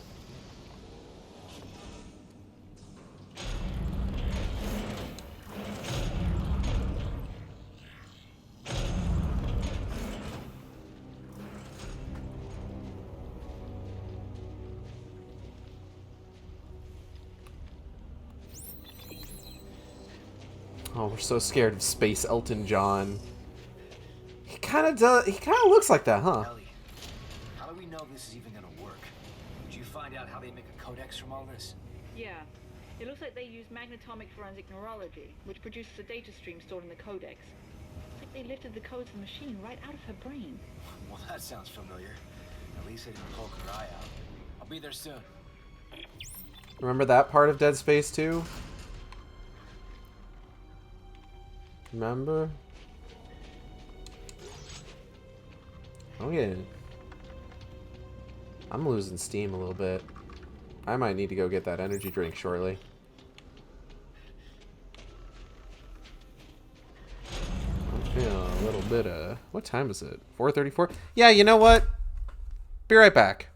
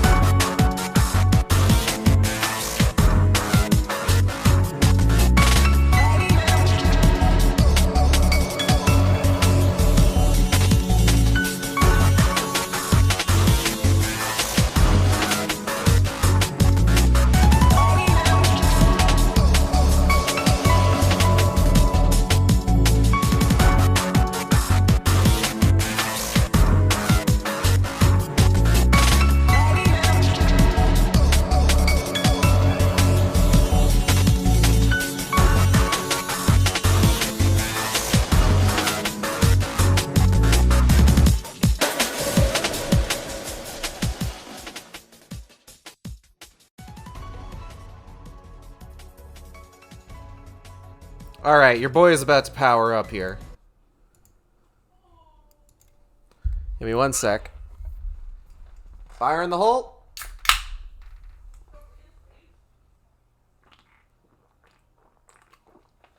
Ah. Okay.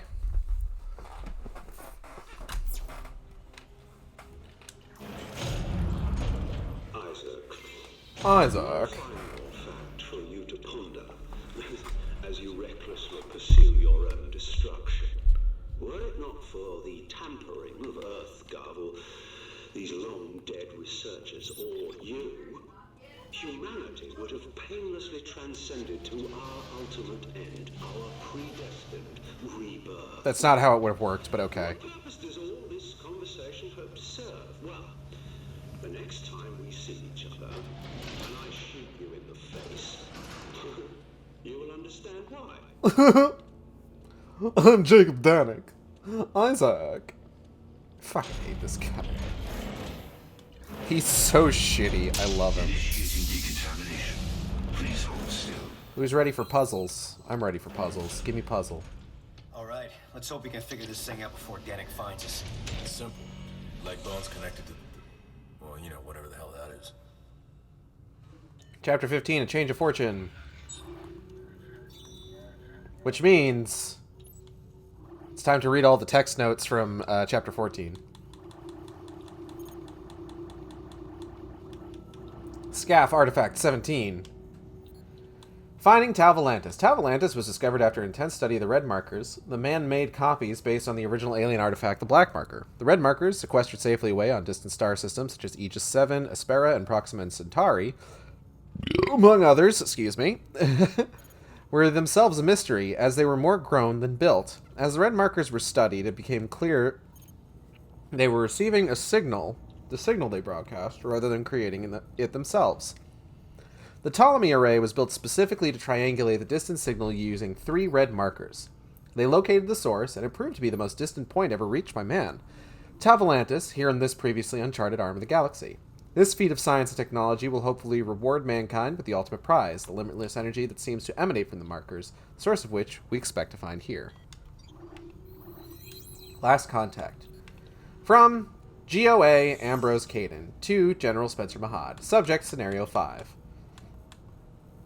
After receiving your reports on Dr. Serrano's latest discoveries, and in light of the recent activities at the marker test sites, it is the decision of the Council to invoke Scenario 5. What we once thought would save us from extinction has only served to hasten it.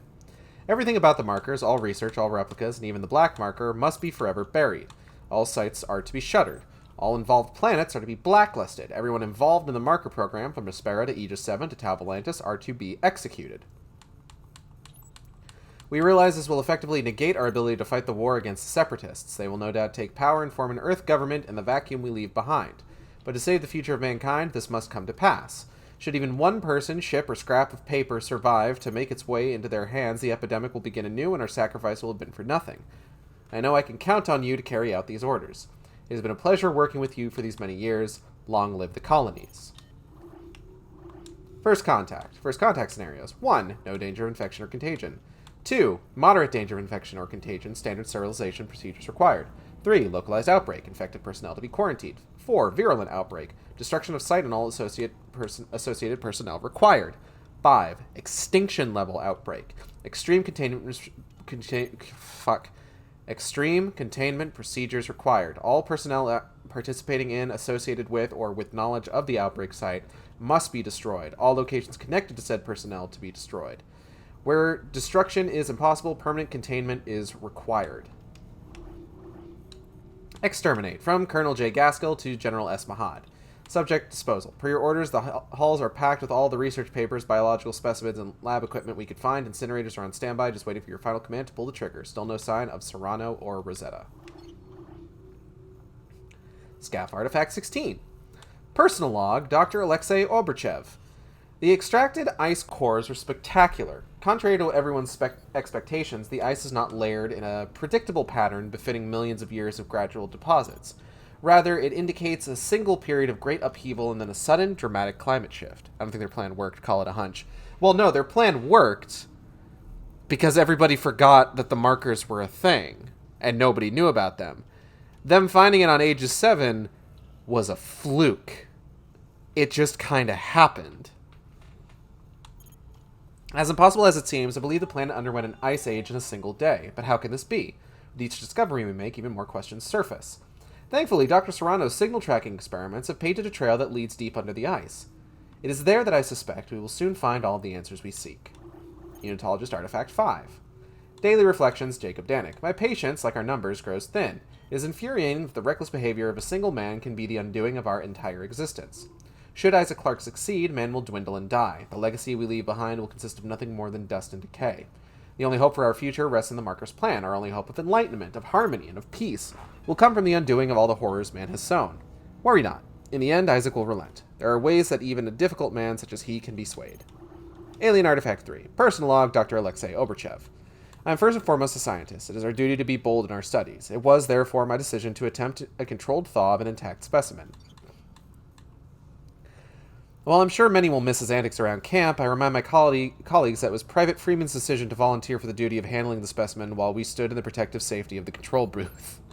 I'm sure we were all surprised when the ancient tissue showed twinges of life once freed from its IT encasement, and no one was more surprised than the poor private when a previously unseen appendage snaked forth from the thawed carcass and into his chest cavity.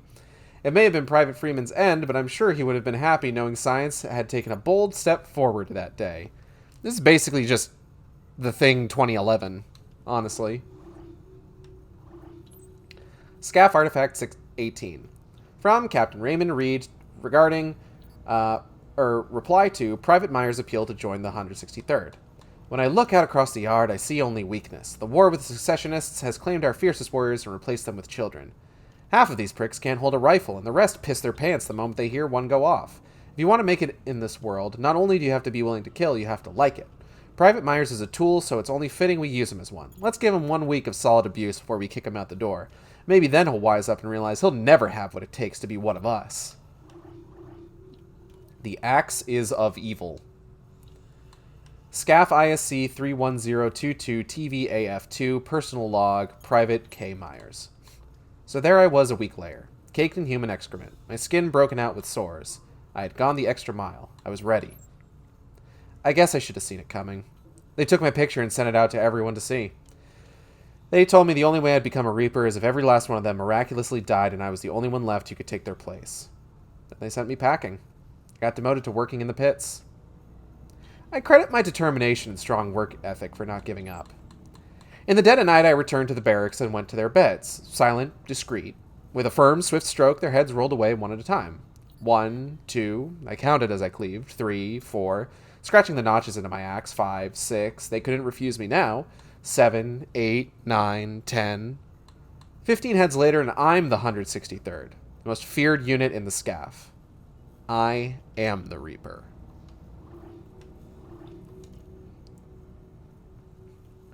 Scaff ISC 31022 TVAF2 Personal Log Private K. Myers.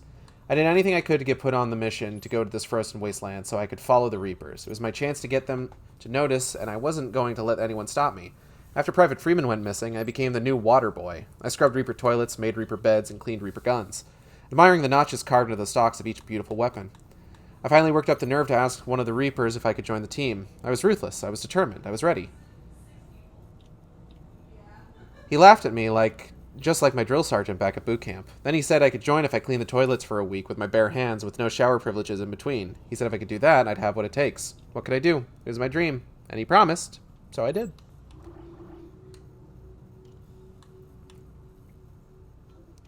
Scaff ISC 30694 TV MD212 from General S. Mahad to Admiral M. Graves. Subject regarding the 163rd Special Unit. If it's bunk space you're worried about, you won't have to worry for much longer. I'm taking half of them... Oh, hold on. We gotta read from the beginning. 163rd Special Unit. Would you mind telling me why I have to double bunk half the officers from my ship so you can house your freeloading 163rd? They're rude and they don't do a single useful thing aboard my ship. Why are we wasting resources on this frivolous addition to the mission? If it's bunk space you're worried about, you won't have to worry for much longer. I'm taking half of them down with me to the planet once we get ourselves dug in. As far as manners go, I didn't pick them because they play nice with others. There's a reason they call the 163rd the Reapers. These guys are all cut their teeth doing wet work for us during secessionist riots on Earth. They're the coldest bunch of killers you're ever going to find, and they're my insurance that nothing's going to go wrong. Until they all died. You know, I mean... Personal log, Dr. Alexei Oberchev. I suppose the others thought it crude when I tacked poor Private Freeman to the wall and gutted him like a fish, but I felt the point had to be made. What clearer way than to show the evidence directly? The aberrations observed in the private skeletal structure and the reorganization of his internal organs show unmistakable similarities to the specimens we fished out of the ice.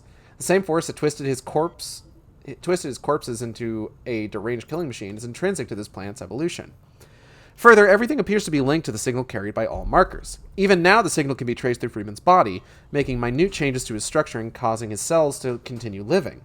This may explain how the specimens we found have remained in such excellent condition after 2 million years in the ice. What's this? Dr. Earl Serrano, status update. It is well known that the surface of all markers contain glyphs. No one is entirely sure what they mean, but they exist as a distinct language we attribute to the marker's creators. However, our deep dig teams are reporting the discovery of another set of glyphs, a new set, found on the structures we've uncovered below the planet's icy crust. I've ordered several artifacts sent up for closer inspection. If this is what I think it is, it could change everything. You hear that? It could change everything. Not just a couple things. Everything. Sterilization procedure. In the event of... Hold on. In the event of containment failure, sterilization gas must be administered from the nearest sterilization booth. These airtight chambers will protect you from the highly corrosive sterilization gas. All unprotected biological tissue in the affected area will be disintegrated. It is important that the sterilization gas mixing station be maintained at all times. Your safety and the safety of those around you depend on it. And that's everything in chapter 14. All right, let's put our little lady here together.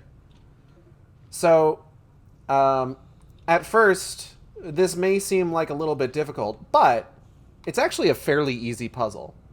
So, essentially, what we have to do is we have to move these around until they form a complete specimen. And the way that we do that is by matching the little cross sections on each side. So, you see here, that shape, we just need to find the shape on this side that matches, which would be this one right here. Okay, so what part is the head? Oh, that bit, probably. So this is like a big meaty chunk.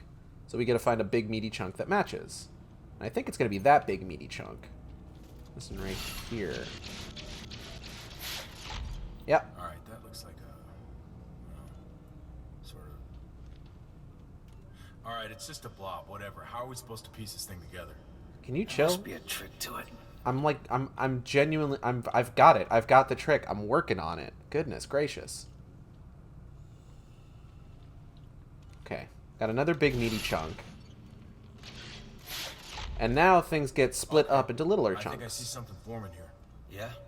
Are we getting close? It's hard to tell, but the outline is coming together. So we gotta find some littler chunks. I believe this is the littler chunks that we're looking for. Yeah, that looks about right. I would say. Yeah, okay. And then this, we still got some littler chunks, but we can have a slightly meatier chunk. So let's go ahead and scoot this bad boy over. And then I think it should just be as simple as swapping these two around.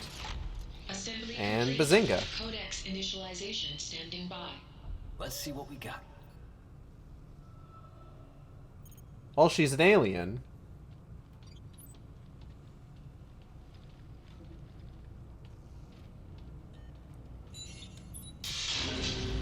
Cutscene time. Well, here she is. Meet Rosetta. Where's her face? She doesn't have a face. It's not even a she. It's an it. Well, that's rude. Rosetta's an alien. What? What does that mean? It means they used an alien brain to unlock the secrets of the alien machine. It's clever. All right, let's see what happens when we activate it. This could get a little weird. Fingers crossed. Oof. Oof, ouch, my neurons.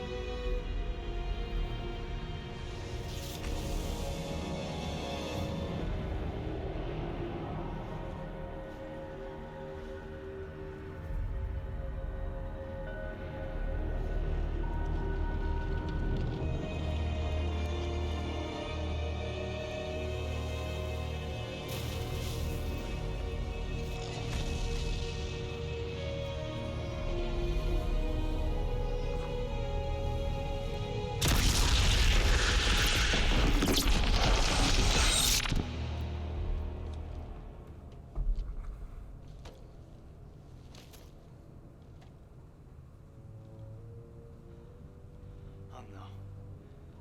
No, we've got it all wrong. This isn't the marker homeworld.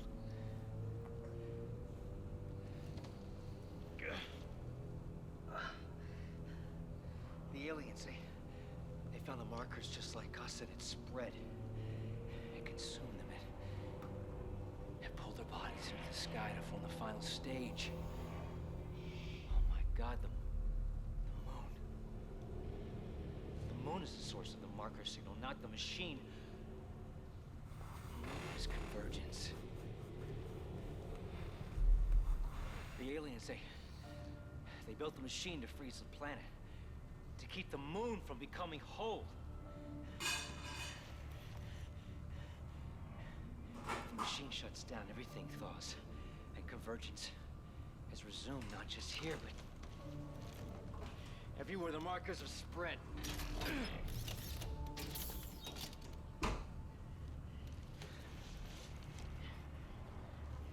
And this is... Uh-oh. Is the key. Turning it all off. Thank you for doing all the heavy lifting. No! It will home in on Earth's markers and hunt us down. You don't understand what I you're doing. misunderstood initially, that's true, but it's all quite clear to me now. It's not only mankind's tampering which has hindered our glorious rebirth, but this alien machine as well.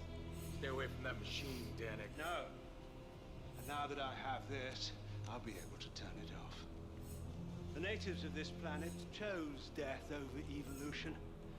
Now I'll make sure humanity doesn't make the same mistake. We will, all of us, be made whole. Well, come on, kill them. Whoa. Whoa. Oh, we gotta move. Oh, we gotta move.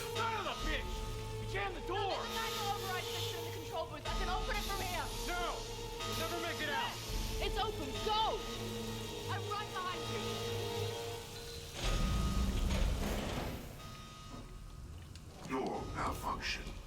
Gotta shut this door.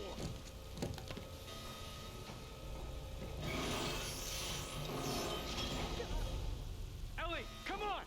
Ellie! It's no good. It's moving too fast. Isaac, do it. Just do it. Isaac! I love you.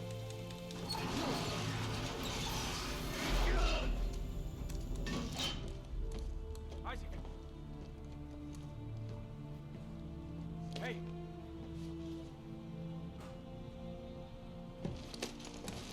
That gas is still coming! We gotta go! Now! She's all I got. This was her mission. She knew better than anyone how important it was. Now we've got to finish this for her! Got it? Do you got it? Yeah. Then let's go! Isaac, now!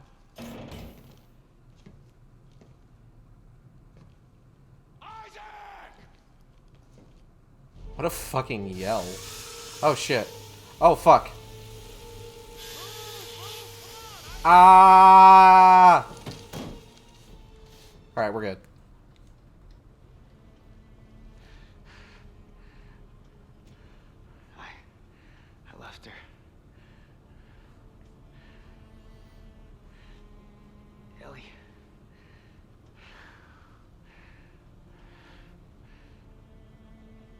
Isaac. Hey. Keep it together. Come on, man. Don't fall apart on me. Danik is headed down to that machine. We can't let him shut it down. Then we're gonna make sure he never gets there. You got that? All right. I was just trying to get you there, man. Hey. It looks like Danik unlocked access to all floors. Where'd he go? I don't... Where'd he go? I don't know! Dude, chill. Fuck. Okay. All right. We're gonna split up. You take floor 1, I'll take floor 2. Okay. All right. All right, just, hey. Keep your head, man. I can't do this without you. Yeah.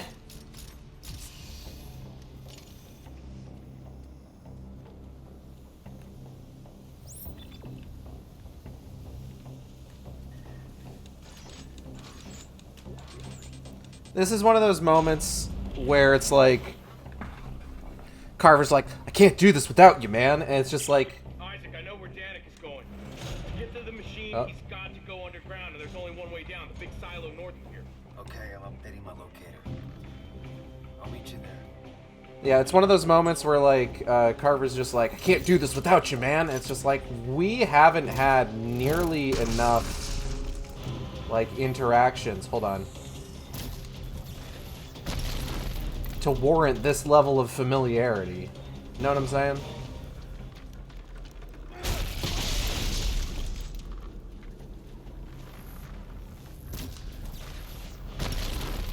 Like, I've talked about it before, where it's like this idea that people talk about how like the game was built around the idea of co-op, but it's not just the gameplay, you know? Ow.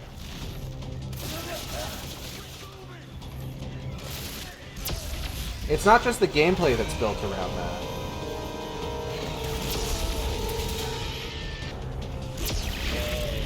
It's the narrative as well.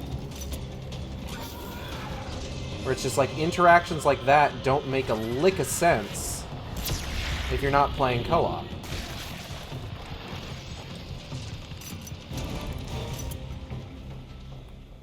And it is for this reason that I'm really excited to do a co-op playthrough.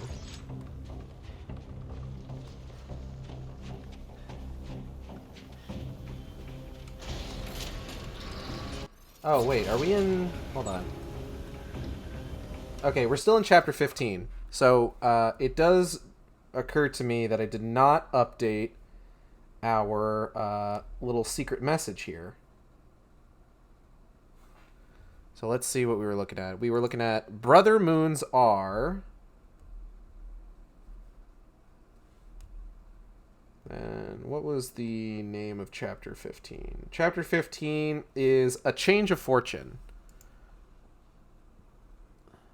So, Brother Moon's area.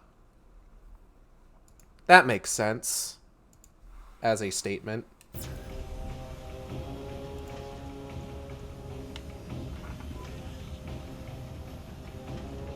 Long elevator.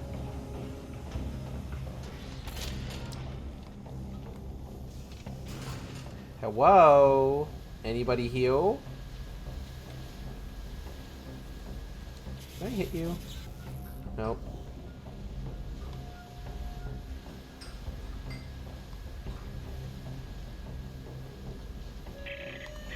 Fuck.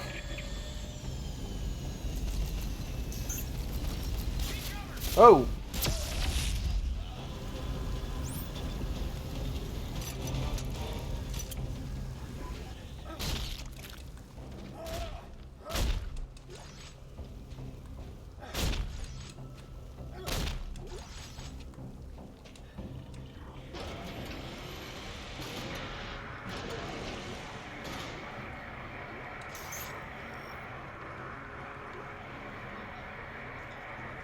That seems ominous. Though I will say, this kind of reminds me of, what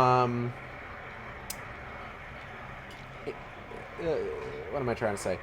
This is one of those parts of the game that's kind of like reminiscent of The Thing. I've mentioned before how stuff like The Thing at the Mountains of Madness, they're all like major influences on this game. So this is very much like the scene in The Thing where they go to the Norwegian base and they find the dude in the radio room, frozen streams of blood dripping from his wrists.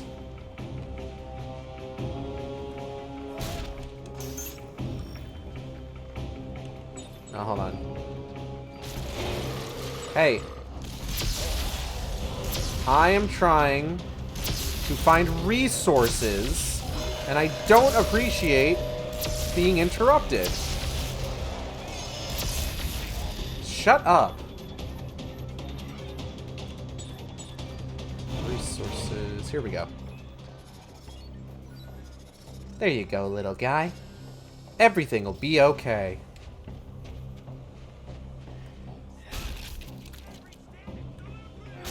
What?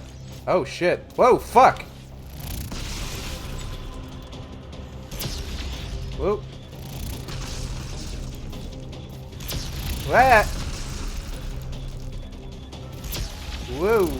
Oh, shit. Oh, I gotta fucking move. Oh.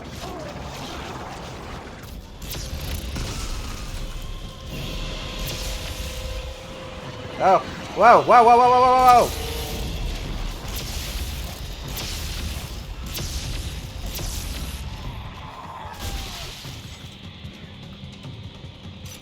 We done? We good? Has everyone calmed down?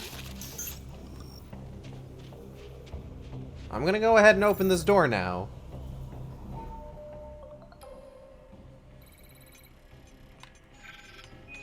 Oh, this is a weird one.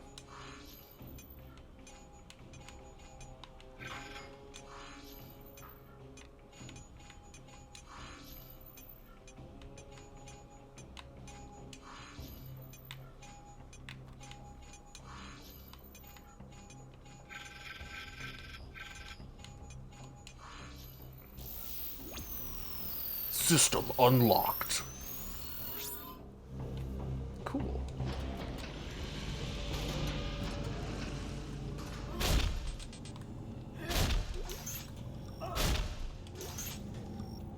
Chapter 16. What lies below? Underground descent. Brother Moon's Area W. Posting big dubs. Alright. Oh, you piece of shit. Nope. Nope. Oh, hey, Carter. Carver. Just get the elevator working and meet me down there. I'm not an engineer. Try pressing the down button.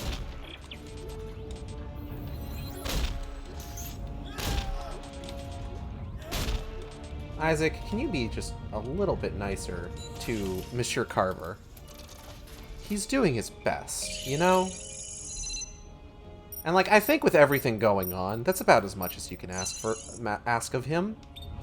That he do him best. Alright. More climbing. Let's go. I don't think we do a... Oh, shit. Okay. Oh, God. The fucking camera angle here makes me, like, crane my neck in weird ways. Ooh. Don't do that. Ooh, don't do that.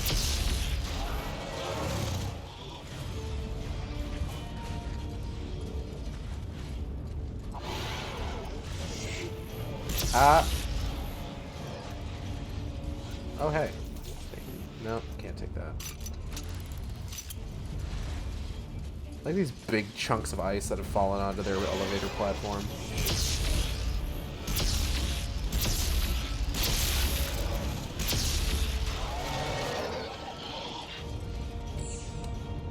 Here we go. Thank you. What is that? Oh, shit. Oh, fuck.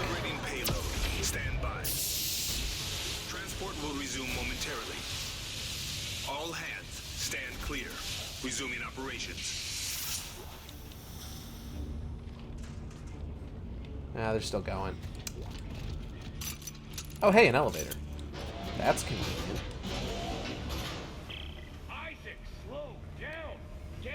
killed is not gonna fix this. Norton was right about one thing. This is a one-way trip. And if I'm gonna die on this ice ball, I'm taking Danik with me. I don't think it needs to be a one-way trip. What did you call me? That wasn't very nice.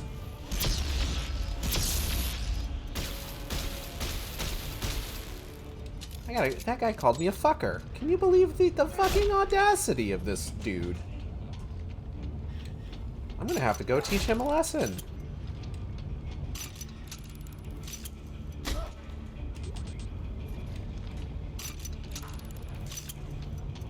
Isaac angry mode engaged. He does that thing from like that gif of the stuff of like the bear puppet where it just slams its head on the table and like the two pieces of the tape form angry eyebrows, but it's on his mask.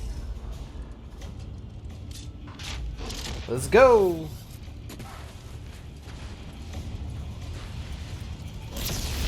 Shut up. Ow. Fuck off.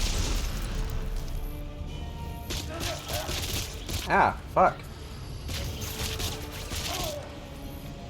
Oh. Woo!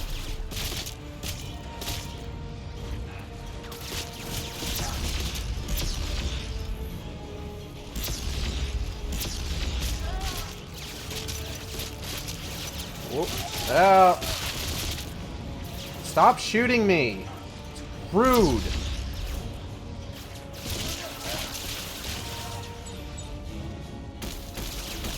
Fuck you. Fuck you. And fuck you. Goodness gracious. Oh, god damn it. Ooh, here we go.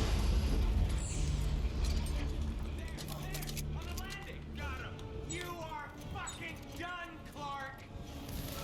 Nah. I think not, good sir.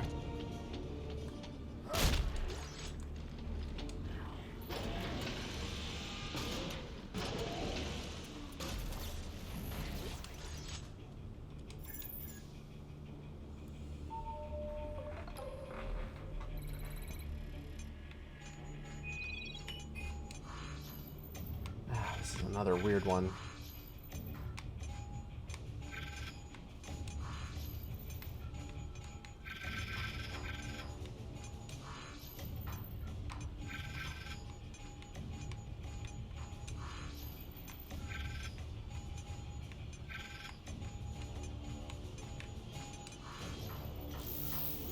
System unlocked.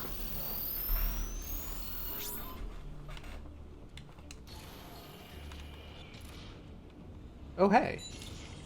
Turn it off. We thought it was the answer. We were deceived.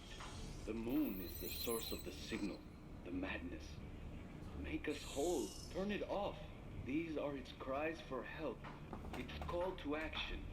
And we are the fools who listened. Yeah, ain't that a bitch. Get on in there, little guy.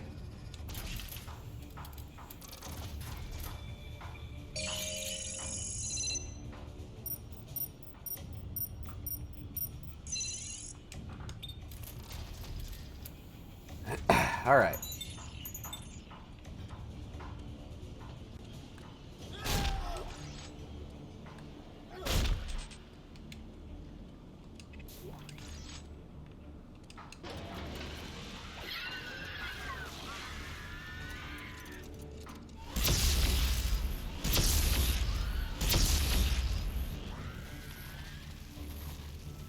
Hearing some wet slaps.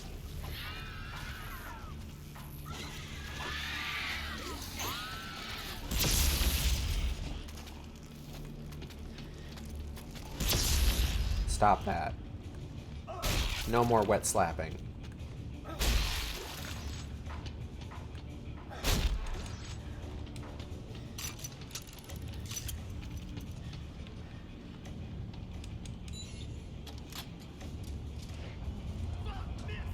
Oh, fuck.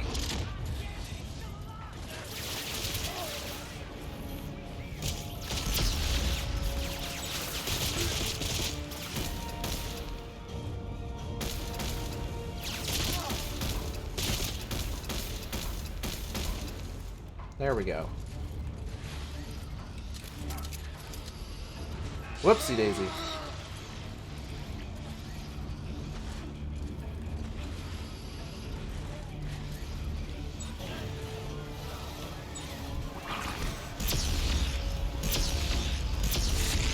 Oh, we got babies. Oh, we got babies. Oh, we got exploding babies. Really wish we didn't have exploding babies right now. Fucking shit. I didn't hit a goddamn one of those.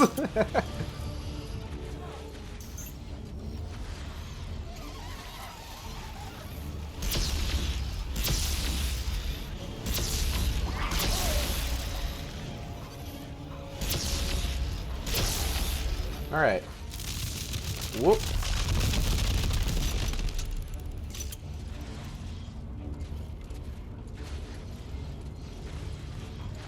Exploding babies.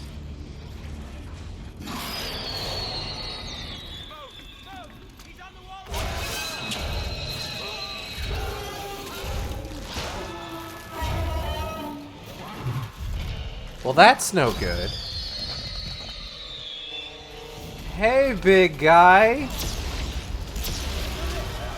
I'm gonna need you to leave me alone. See ya.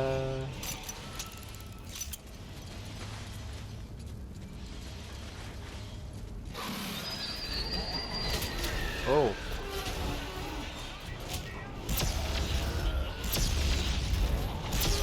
Be gone. Squinch.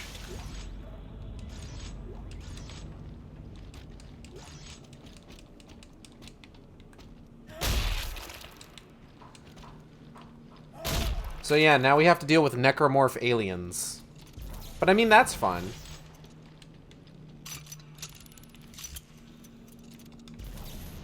So if we're going with the comparisons to At the Mountains of Madness, the alien necromorphs would be like when the Shoggoths show up. You know? Though obviously they are slightly different in concept and also in narrative capacity.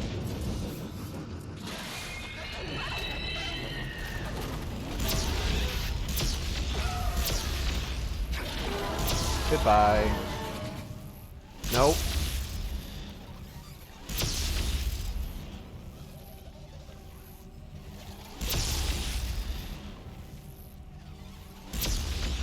Man, there's a lot of you little fuckers.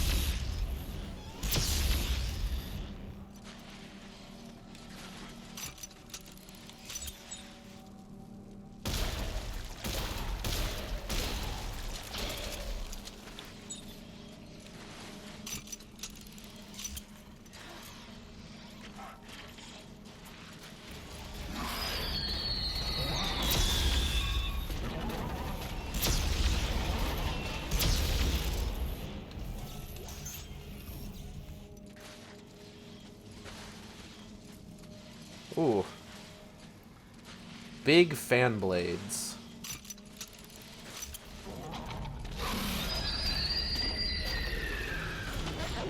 Ooh. Big flamblade. Flanblades? Big flanblades.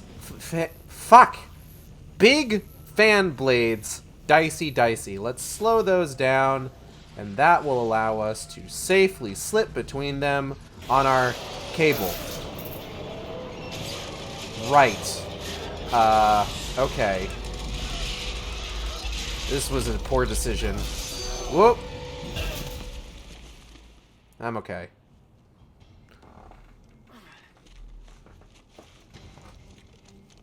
Where is everyone? All dead. Isaac Clarke? He shot the rest. Then radio for reinforcements! But how will they reach us? We can open the ventilation systems from in here. Clear a path for the dropships! Chapter 17. A Strange City. Brother moons are Awa. We're going to need to shrink that a little bit for additional letters.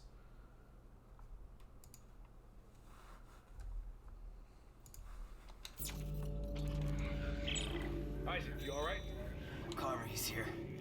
He's headed to the machine. Can you reach him? I'm trying to find a way into the city. We'll try to meet up on the way.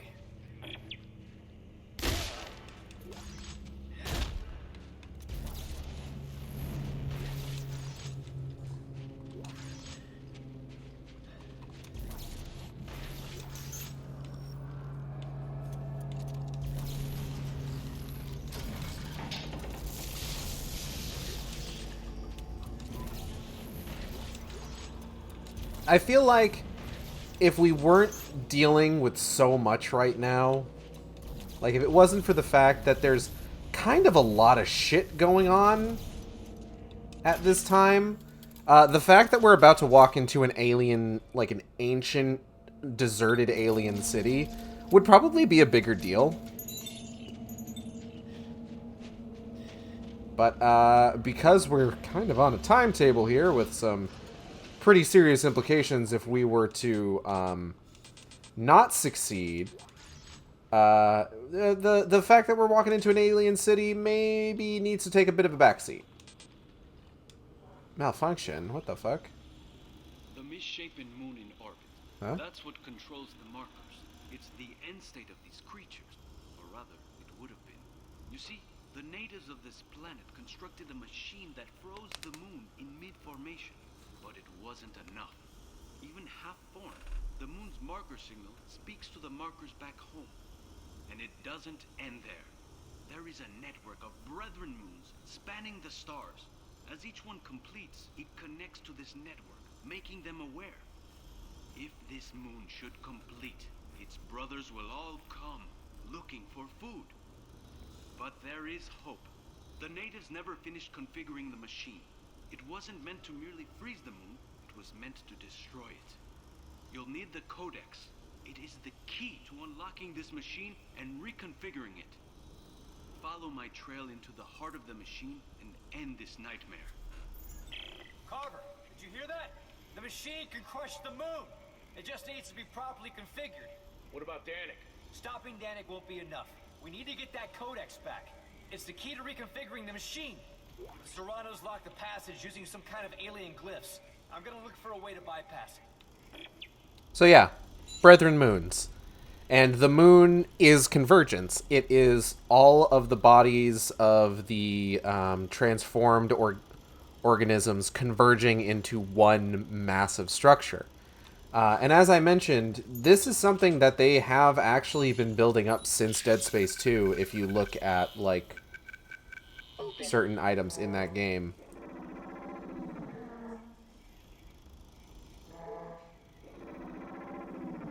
Yeah, that makes sense.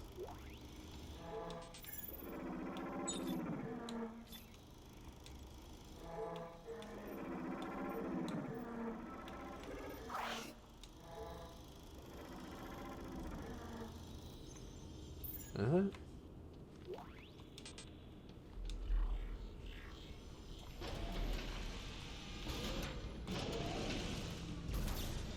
So, convergence being moons and like this was always pretty much endgame for the most part for this series. But here we are in the alien city. It's pretty cool. Like I said, as an homage of like Mountains of Madness, this is pretty neat, actually. That must be the machine. So I guess this is it, huh? Yeah. This is it. I need you to promise me something. If I don't make it, you'll get this done, right? We'll get this done, Carver. You and me. Yeah, but if I don't... I helped get us this far. And that's close enough for all this to count, right? Count for what? I don't know, just... all the bad I've done. Oh, shut up, Carver. You're a good man. I alienated my son. Wrecked my family. Isaac, I killed Santos. Is that what a good man does? Good men mean well.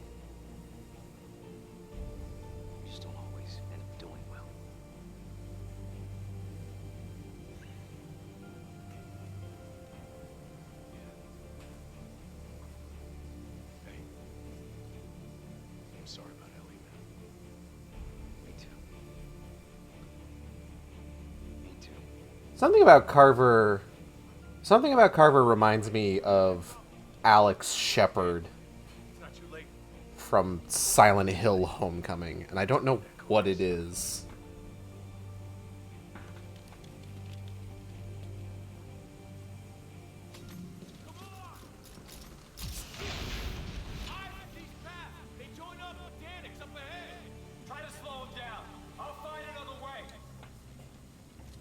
So that's basically the, oh, this is how Isaac and Carver get separated.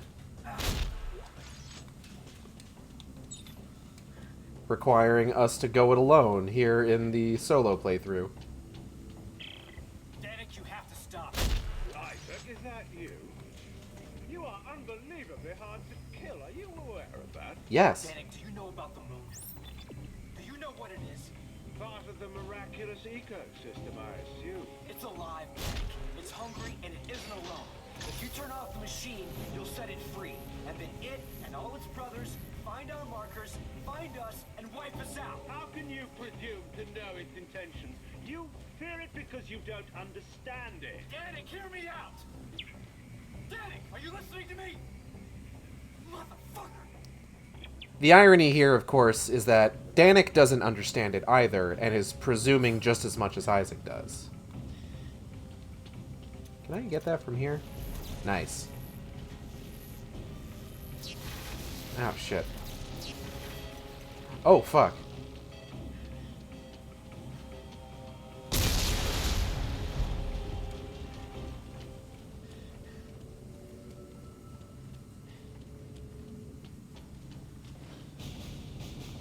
Oh, hey, there he is.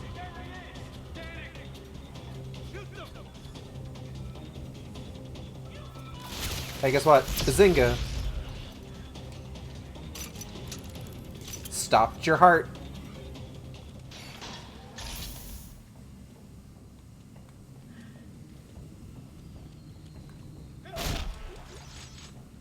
Oh, look, there's Carver. Hi, Carver.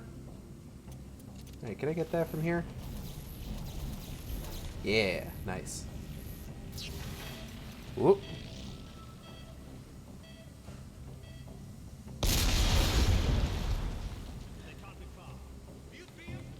Oh, another one.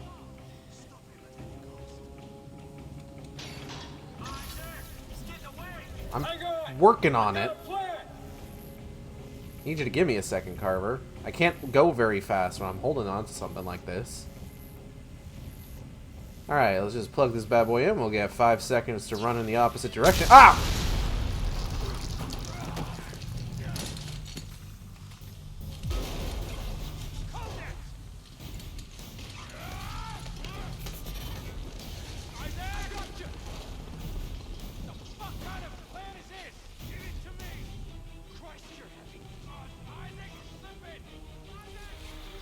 Our codex now, bitch!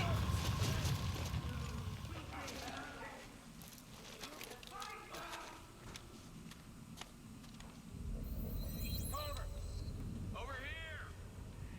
Where? Oh, hell. I'll meet you at the machine! Alright.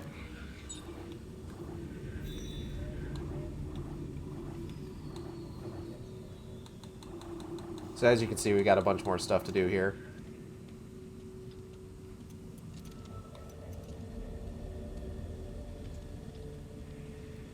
I think there's even 1 or 2 more side quests to do.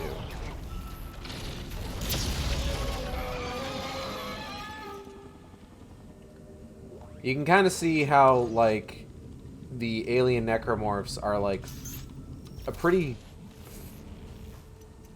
significant corruption of how, like, Rosetta looked when we put her together in the lab.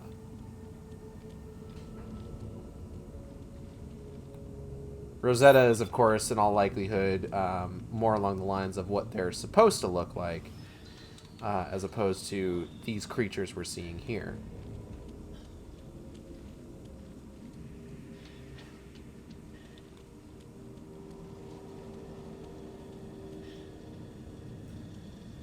We've also got big ol' skeletons lying around.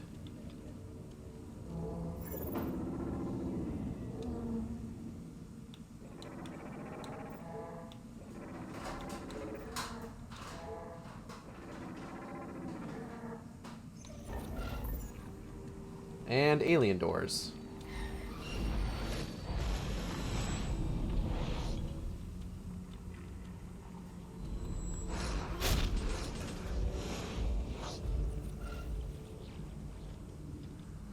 This place is also just covered, and it's just, there's markers everywhere. Oh. Yeah, alright. Whoa.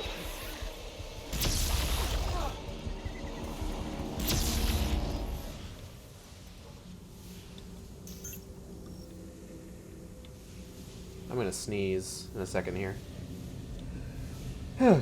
Or not. What?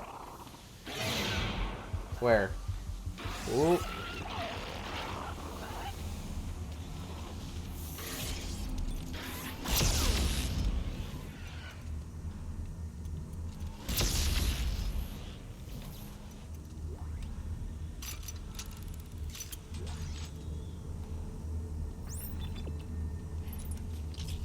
It's been a hot minute since we've had a chance to do zero gravity stuff, so this is pretty good. Nice.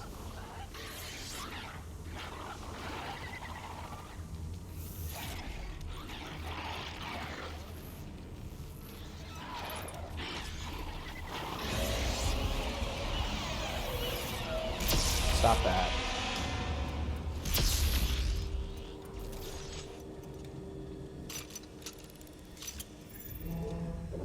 Have you memorized the glyph for open yet?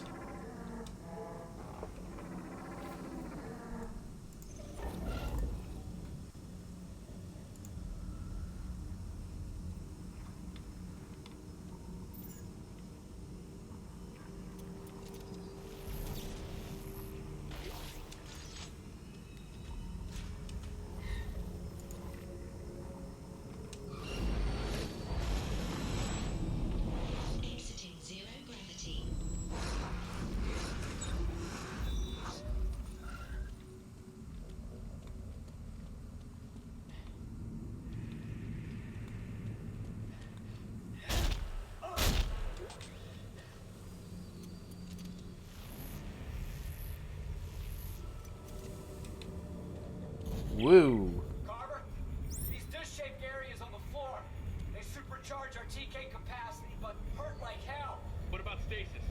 What about it? Think it's enhanced too? Try it, let me know.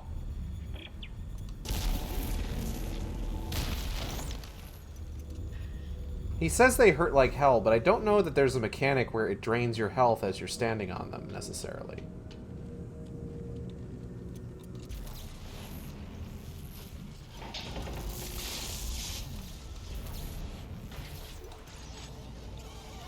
Huh? Oh. Baby aliens, or bablians. Wait. No? No, I don't think that one works.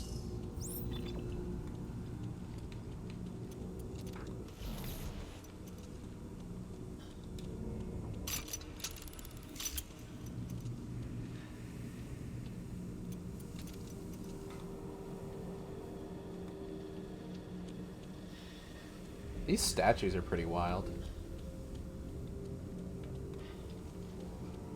I like the aliens' aesthetic. I like what they had going on.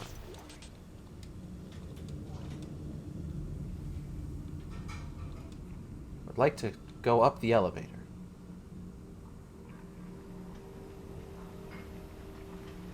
If at all possible.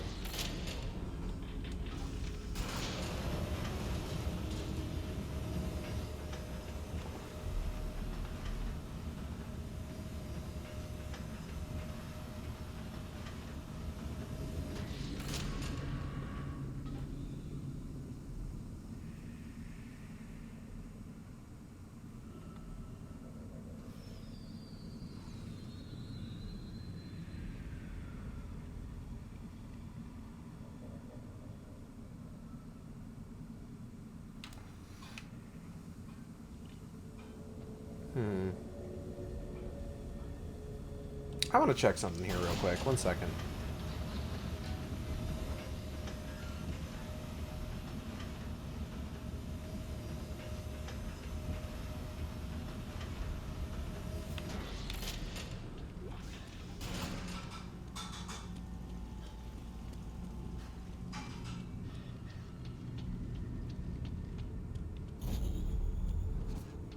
We're gonna backtrack just a little bit. Entering zero gravity.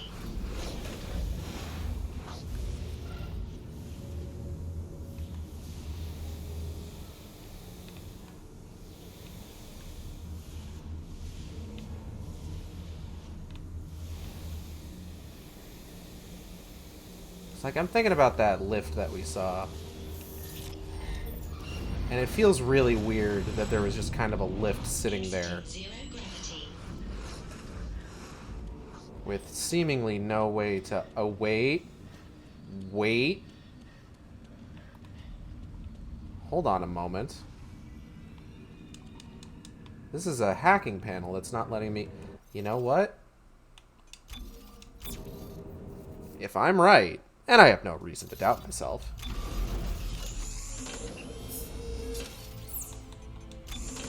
This is probably the site of a side quest. Yep, artifact storage. There it is.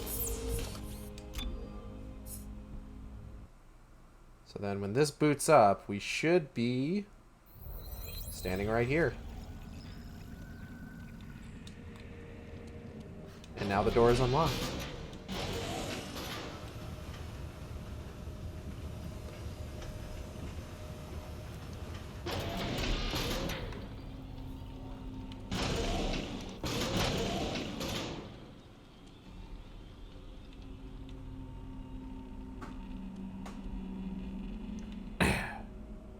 I don't like that. He was shivering, naked when I found him. The self-inflicted wounds carved deep into his skin, the meaning of which I can only speculate. I had to work to... I'm going to turn the audio in my headset up just a little bit. Before it was too loud, but now it's too quiet. The artifact from his cold, white hand, a curious object made of an unknown material, activated, it seems, by sound. The markings are words, that I'm sure of, but without a means of translating them, I'm afraid its purpose will remain a mystery. If only there were more time, I could find other examples of the script stored here and unlock it.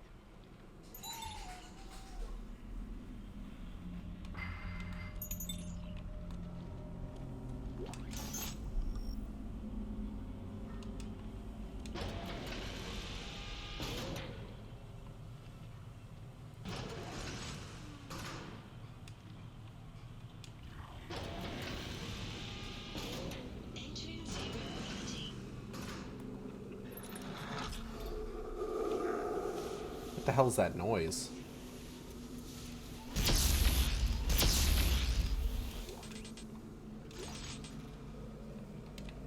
Hello?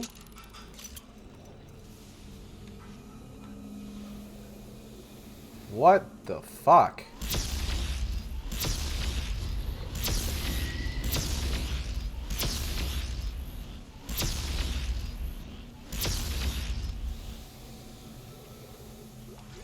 Some kind of weird thing. Some kind of thing that's weird. I don't like it. There's another one. Fuck you.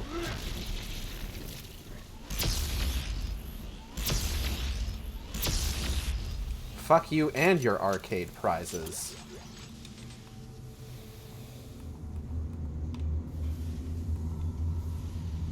Oh, I can't land on these. Oh, here we go. Exiting zero gravity.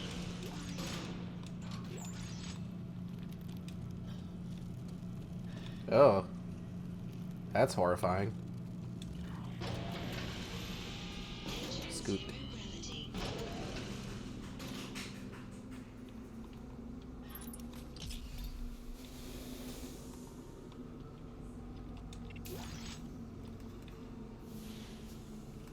Huh. Well, I just... Go. Be free. Okay,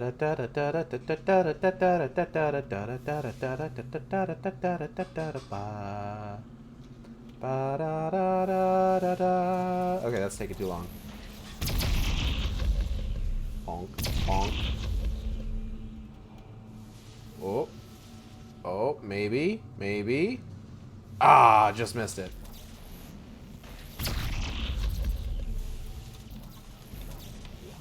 Oh.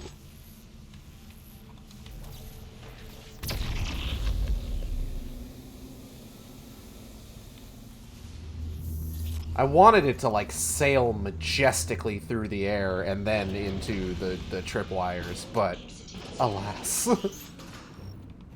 Okay, what's this? Alien translation. Warrior.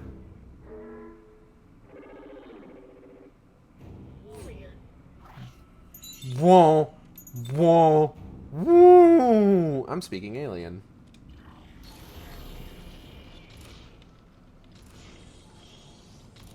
My accent probably needs a bit of work. Oh, fuck. Oh, shit. Ah, beans.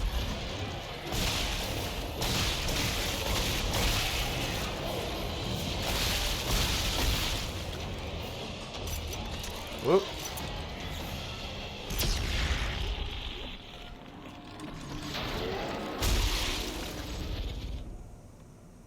I just heard something terrible. Oh, fuck!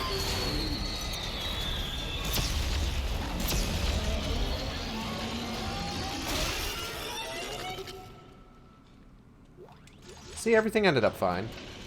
Fell cleave, fell cleave, fell cleave! Hello, Gray. Welcome.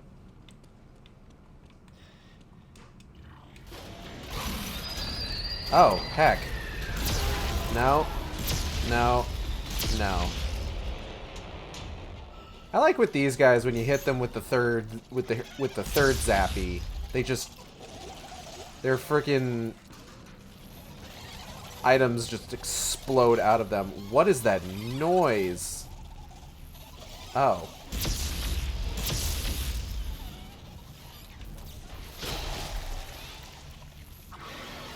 No. No. No, no, no, no, no.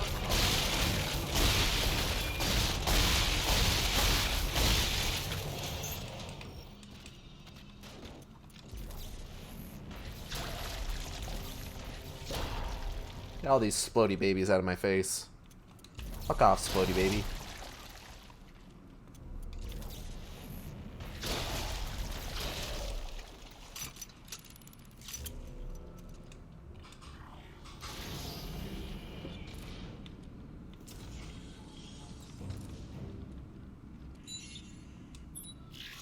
Official OF-48 Scaff Alien Translation. Final!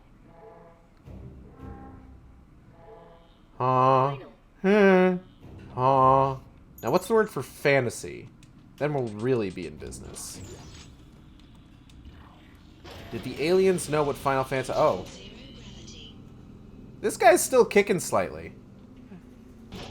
Hang in there, buddy. We'll get you down eventually, I'm sure. Upsies. Oh. Hey, man. Can I borrow you for a moment? Have fun!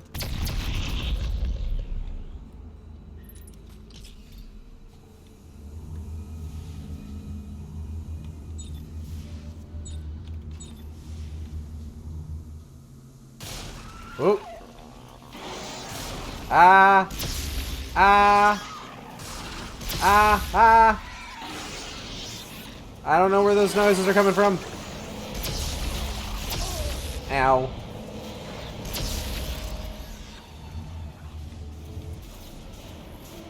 Yeet.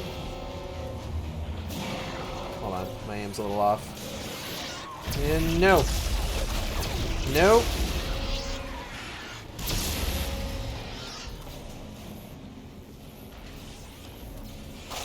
Ow! Bitch! Who did that? Where are you? There you are. Fuck you. Yeah.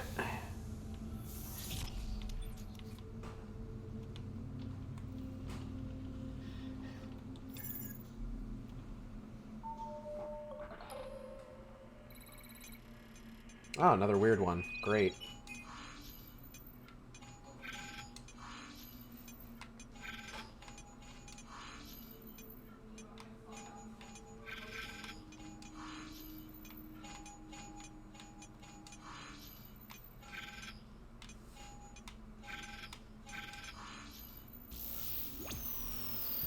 System unlocked.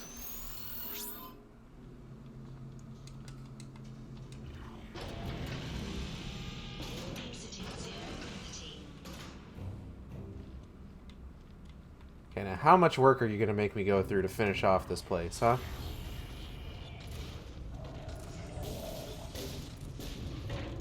Oh. Okay.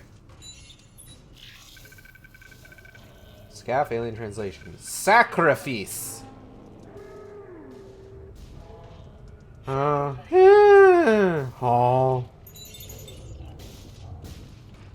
Oh wow, there's a few of you guys down here, huh? I'm just gonna real quickly grab this. Don't mind me.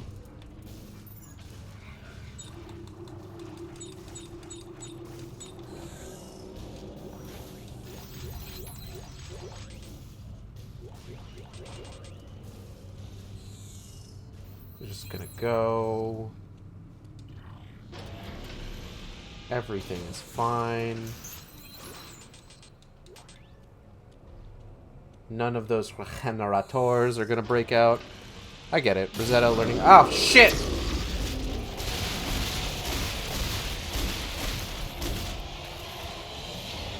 I get it. Rosetta learning language. Rosetta Stone, the language learning software. If Dead Space 3 was made today, maybe Rosetta would be called Duolingo. Oh, I'm gonna get fucking attacked. Nope. Nope. Oh, shit.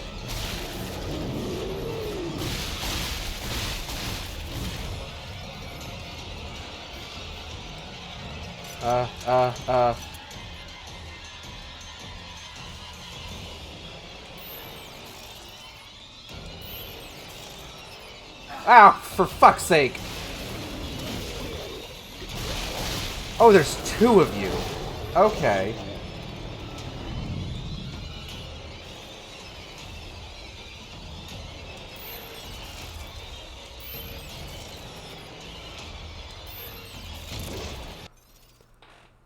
Aloha. Buy Prime's viewers and followers on mystream.store. I don't think I will. Thank you, though.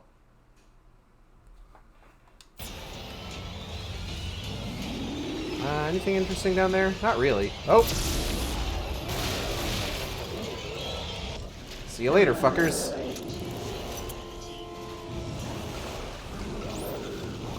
Whoop. Bye. Wait, hold on.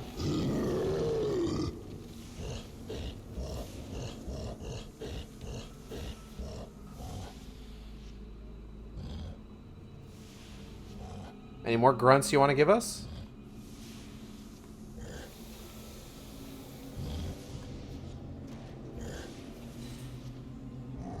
He's just gonna continue grunting. Alright, sure.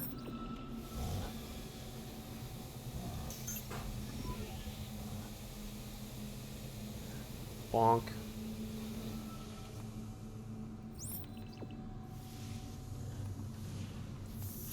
It's very loud grunting. The acoustics in here are incredible.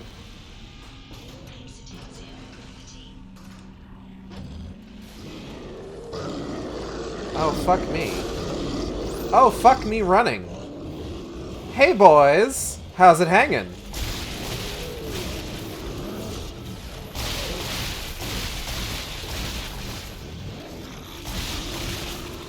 Boop.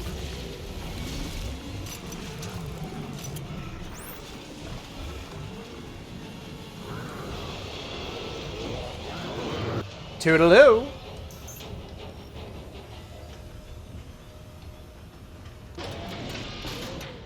Anyways.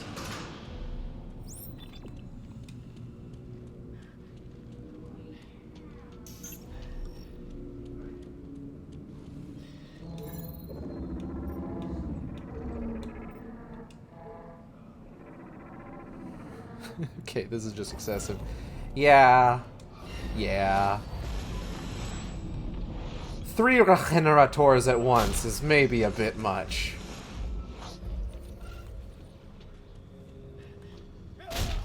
Even for a side's quest. Entering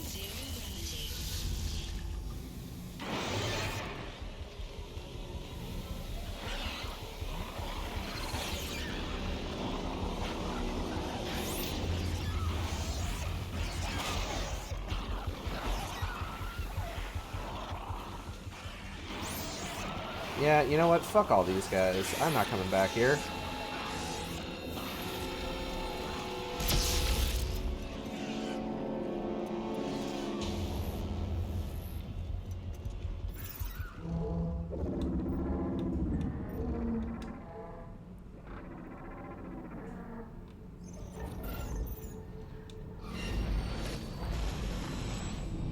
Exiting zero gravity. Whoa. These disc-shaped areas on the floor.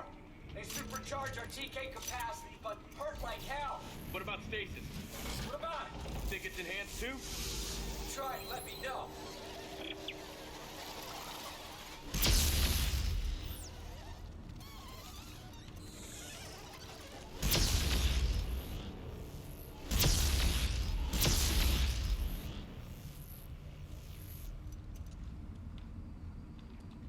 Wasn't there a dude that popped out of there before? Or am I remembering incorrectly? That is a fucking polygon.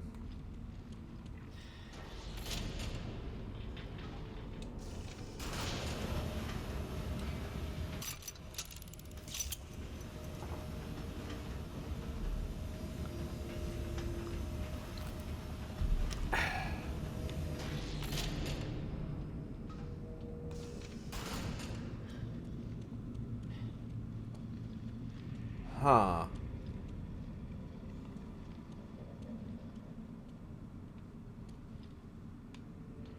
Incredible, isn't it? I call this the promise. One of the many conduits straight to the heart of the machine. Without the codex, I can only speculate, but I suspect the machine needs to be opened for any changes to be made. I believe the monoliths on this plateau do just that. By standing on the special disc-shaped area on the floor, I've discovered I can use my kinesis module in a boosted capacity to manipulate them. The two hieroglyphics on the wall behind me indicate that one configuration will open the machine. Another will enact any changes to the internal programming. Once you get it open and have followed all of my research, you will need to return here to enact the final stage. Yeah, alright.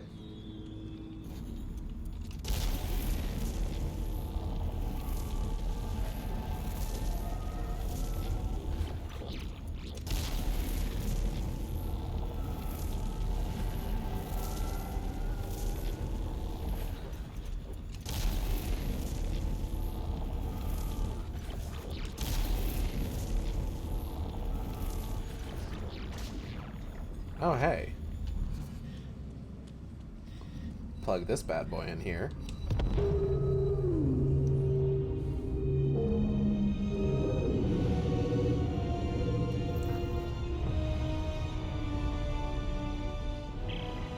God.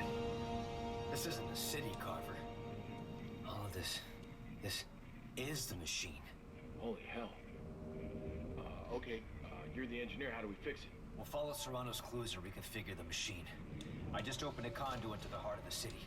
If there's a control center for the Codex, that's where it'll be. Meet me there. So unfortunately, it seems like I'm not going to be able to finish the game by the time I had wanted to. But on some level, you know what? That's okay. We can make the finale part of... Oh, shit. No. No. No. Fall. Fall. Fall, damn you. Oh, shit.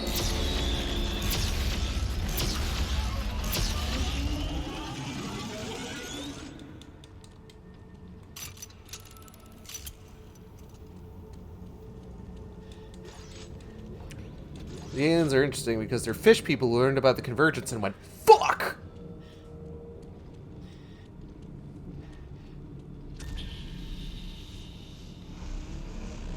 Is this supposed to be doing this? Whoa! Here we go! Da!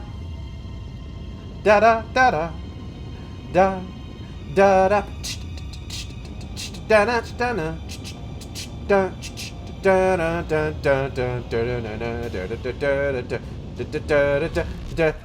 Oh. Alright. What is that noise?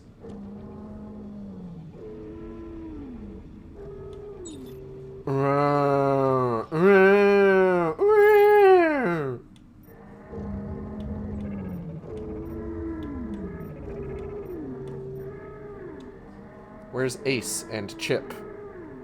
Don't ask.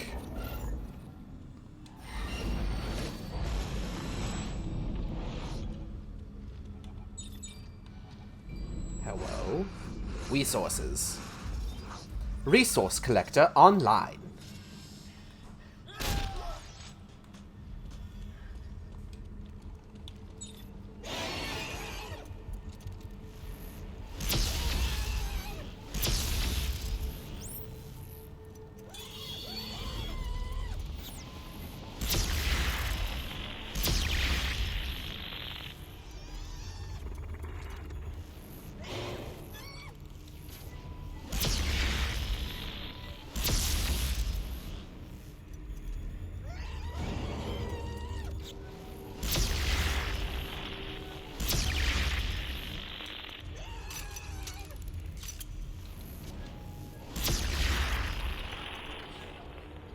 I think I made his head burst.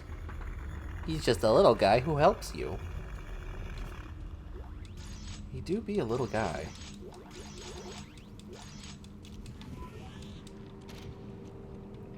And if you download the DLC, you can make him into a sassy British man.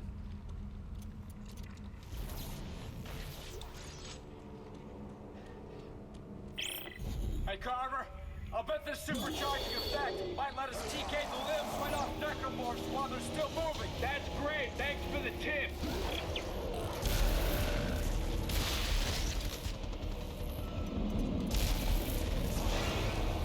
Huh? What? Who said that?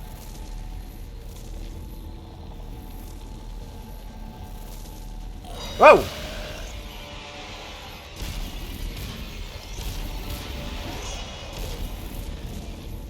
Oh.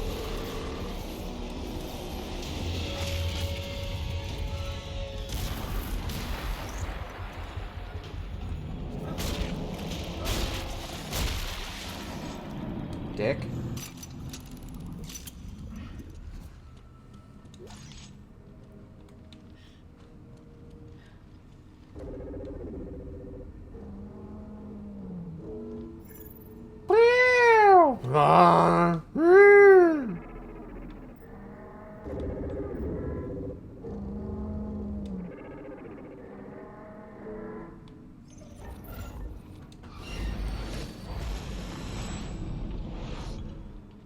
Chapter 8. Kill or be killed. Brother moons are a whack. What could that mean?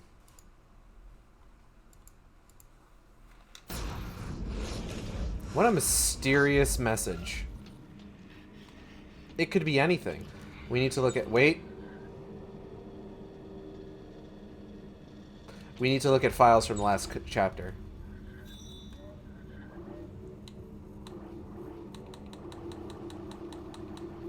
Alien Artifact 9. Personal Journal, Dr. Earl Serrano. Blech. The signal projected by the markers permeates everything and everyone. We are all affected differently. Some are driven to rage, others suffer hallucinations, still others fall into a gibbering dementia. But perhaps the most insidious effect it has is when we don't realize it has taken hold of us. Indeed, we show no outward signs of madness. We believe we are following our natural compulsions, and in all likelihood, we will not recognize this manipulation until our ill-conceived plans come to fruition and it is too late to reverse our actions. Am I justified in resisting the urge to turn off the machine? Am I right in believing the machine must be completed to stop the markers? Or am I slave to the very forces that conspire to wipe out all life in the universe? Only time will tell. Personal log, Dr. Earl Serrano. By setting up camp at the edge of the deep dig site, I am able to oversee the excavation more directly than before. Each day is filled with thrilling new discoveries never before witnessed by another human being. Just yesterday, we broke through into a staggeringly huge internal cavity filled with an eerie green light. There was a sudden rush of vapor as the two atmospheres met for the first time in eons. The deep dig teams were sent in with camera feeds to be my eyes and ears. I could hardly contain my excitement at the first images, grainy though they were, showed a vast city of magnificent architecture and towering statues rising out of the mist. The Sound of Music. SCAF ISC 31024, CIV EXC 090, personal log, Dr. Earl Serrano.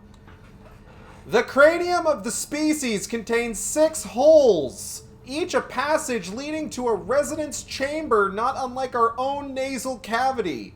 When air is blown through the holes, it passes through a phonic membrane that then vibrates and modulates the sound. By operating and closing the various membranes, quote-unquote, notes are produced.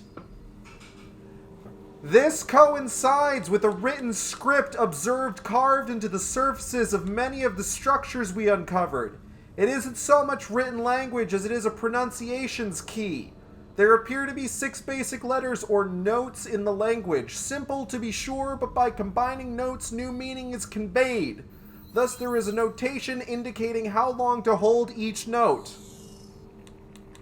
Now, it is highly unlikely that the species would need a pronunciation guide for its own language. In fact, it appears to have been added as an afterthought. It's as if they knew they didn't have long to live and they needed to communicate something very important to whomever discovered their world. In a way, this notation was left for us as a way for them to speak to us from the grave.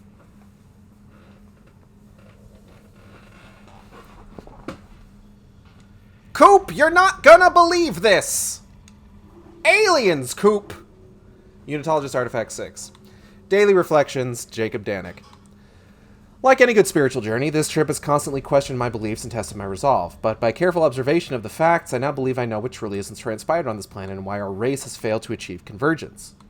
The natives of Tau Volantis, like ourselves, tampered with the markers and broke from nature's plan. Judging by the relative completeness of the moon in orbit, they were so close to achieving final lasting glory, now we are faced with their test. Will we too fall short of eternal glory because we stopped mere inches from the final stage? Will we also succumb to fear and fail to take the last step? Faith takes courage, my friends. Today, let us be the ones to set aside fear and accept the future promised by the markers. See, this is what I'm talking about with Jacob Danik. I like him as a villain because he is 100% devoted. He is a true believer to the very end. Witnessing the truth. SCAF ISC 31024 CIV EXC 090 personal log Dr. Earl Serrano. Coop, the deep dig survivors refuse to speak. Whether this is willing or the result of the trauma they observed is uncertain. They continue to draw strange symbols on any surface they can find, and when no other surface is available, they use their own skin. After persistent inquiries as to what they were doing, one of them finally turned to me and spoke. Coop, we witnessed the truth, he said, and so will you. This last bit he screamed as he came at me with a utility knife. Thankfully, I managed to scramble away. It took several soldiers to subdue him before he could be taken to a more secure holding area. Realistic statuary. Oh, for God's sakes. This guy liked to type in all caps a lot. SCAF ISC 31024 CIV EXC 090 personal log Dr. Earl Serrano. Coop, when I first saw the city, I was amazed at the statuary. They're everywhere you look. Clustered together, integrated into the structure. It wasn't until I studied them more closely that I understood. They're not statues at all, but the remains of this once great species. Willing or not, they have become an integral part of a machine of staggering complexity. They've literally paid for the construction with their very lives. God's sakes. Strangeness in the tubes. SCAF ISC 31024 CIV EXC 090 personal log Dr. Earl Serrano. I'm not going to keep up the yelling and the fucking goddamn.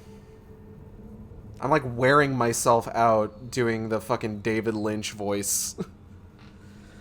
Some of the artifacts we brought up for examination were covered in what I can only describe as fossilized carbuncles. Carbuncles! We thought they were inert, having been dead for potentially millions of years. But while they were in anti-grav transit, some of the growths broke off. When crews went back to retrieve them, they discovered several large pods affixed to the walls, presumably incubating something within.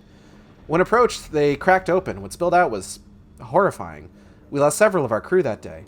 The creatures have since been shut up in the transit shaft until we can examine them. The other shaft has been filled with tripwire devices to deter any others that may have escaped our notice. Alien Artifact 6.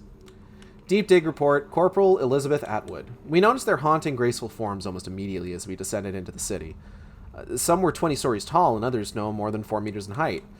After a grueling hours-long hike, we made camp at the feet of one such statue. To keep from freezing, we deployed portable heating unit and huddled around until we managed to fall asleep.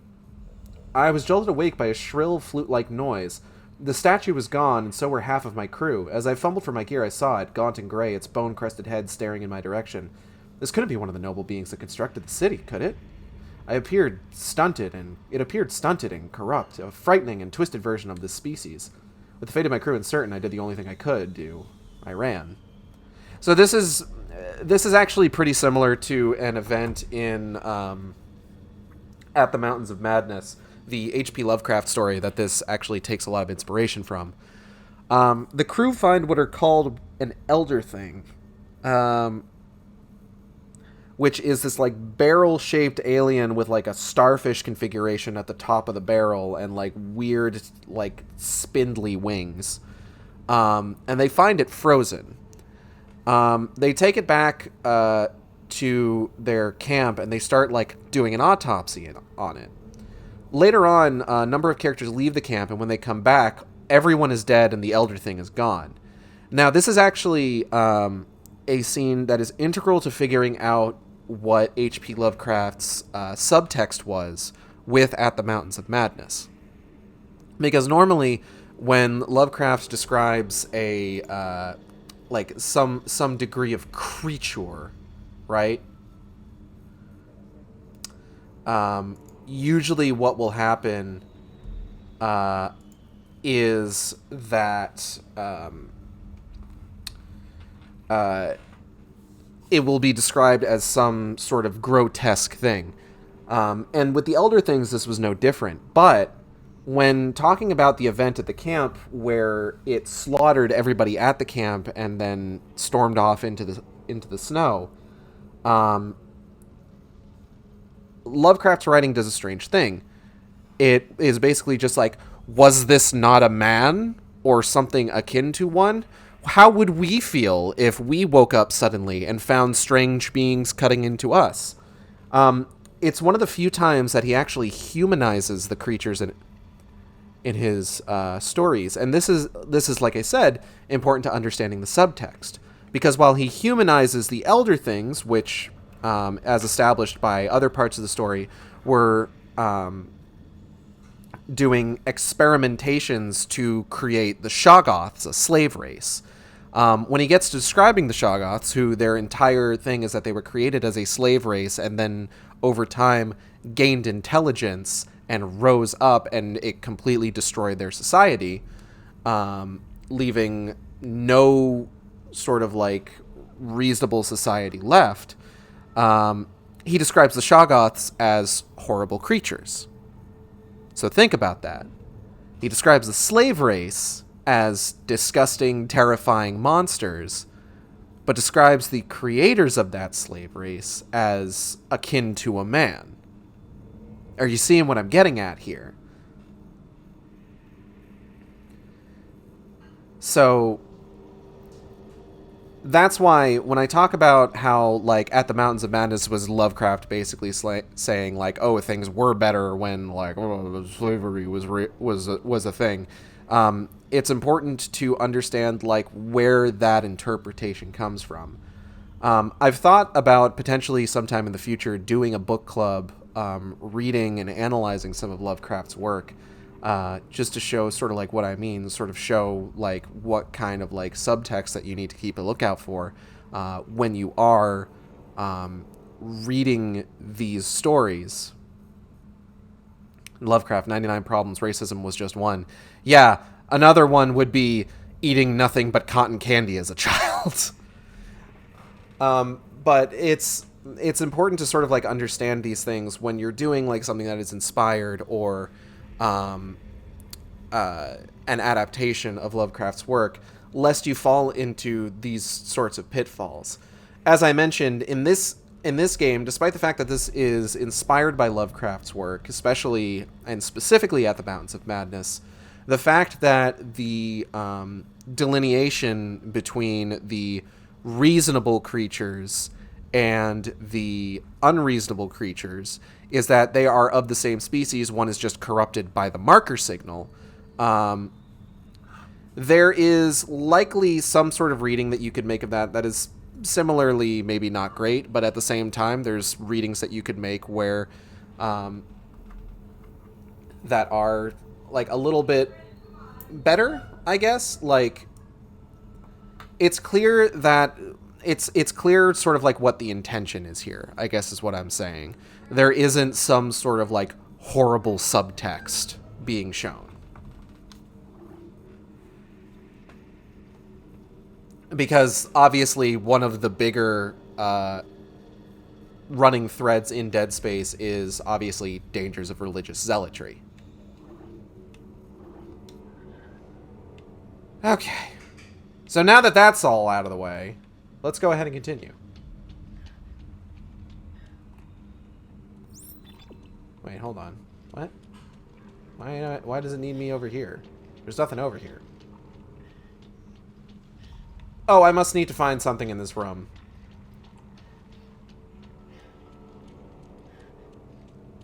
We're getting into the part of the game where it's just like, I remember... We're, of course, we're not getting to the part of the game. We're at the part of the game where it's just like, I remember the ending really well, and I remember the beginning bits really well. But all that shit in the middle is just like, non-committal wavy hand.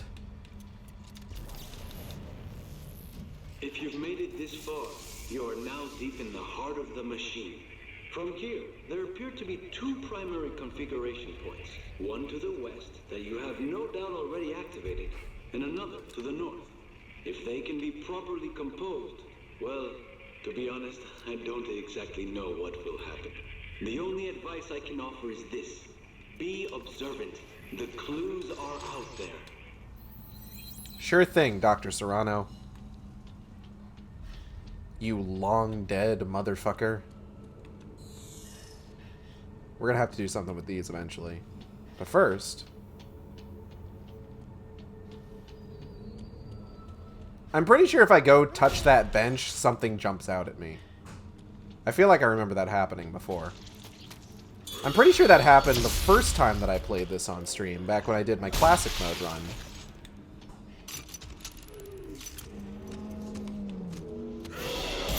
Woo! Oh, woo!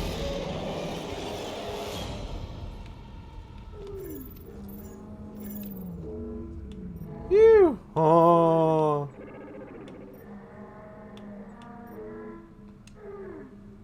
Not to give EA any credit, but it's good that Game Pass just gives you access to all the Dead Space games. It is.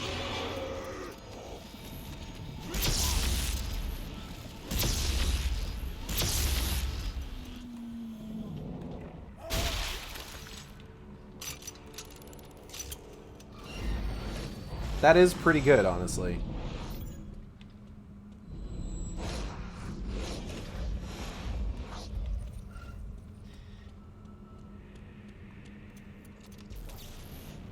But also, fuck EA, yeah. For sure, for sure.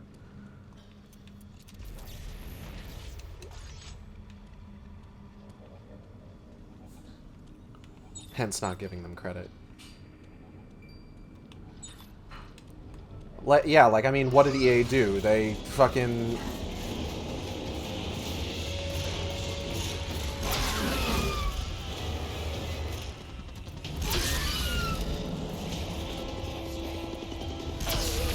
EA didn't do shit. They just gave us a service that has all their games on it. Ooh. Oh, there's something over there. Oh, hey, man. Oh. Oh, food. What's today's food? Creamy chicken with gnocchi. Ooh.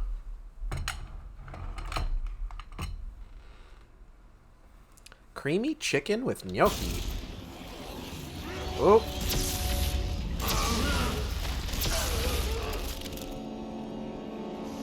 What's that lightning going towards? There's something over here? Oh shit! Ah! He had semiconductors in his pants. In your pants. There's a semiconductor shortage and you're just keeping a bunch of them in your pants. You make me sick. This chicken looks really good. I'm gonna have a quick bite of one of these gnocchis. Ooh. Ooh, that's good. That's a nice flavor. Oh, wait, wasn't there... Yeah, hold on. Wii sauces. I honestly wonder if there's anyone considering buying the franchise from them outright. At this point, I suppose it doesn't necessarily matter, considering that they're doing the remake. There's a part of me that's upset about the remake because, like, Visceral shouldn't have been shut down in the first place. We shouldn't be having a remake made by a completely different company. We shouldn't be getting told that, like, oh, if you want Dead Space 4, maybe you'll buy the remake.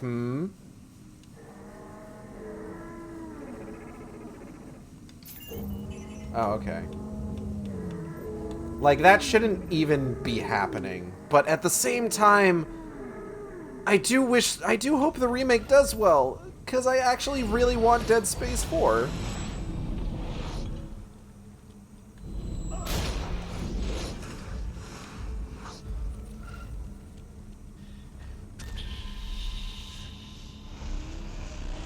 Oh, here we go again. Loose get do, we can too!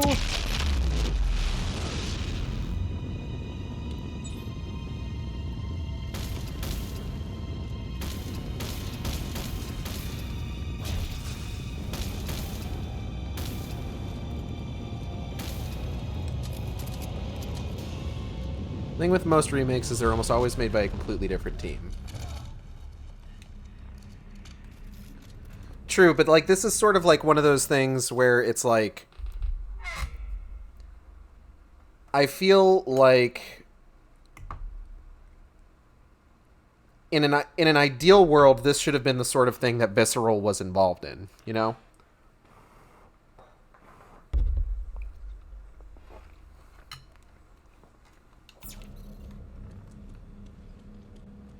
It definitely feels vile because they shit on the series so hard. They really did. And the only reason that they're doing this now to begin with is because, like, horror games are coming back in vogue with stuff like the Resident Evil remakes doing so well.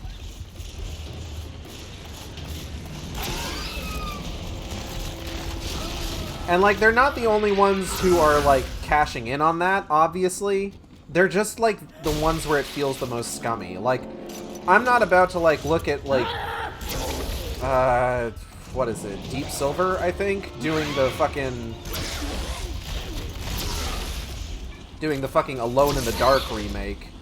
Like, oh, I can't believe this. This should have been done by the original Alone in the Dark team. Because, like, that's asking a bit much.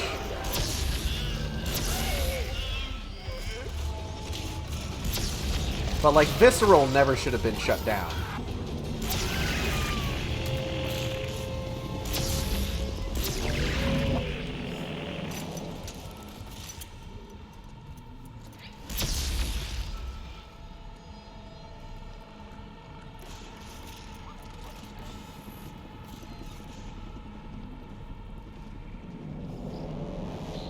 Oh, you think you're so fucking clever, don't you?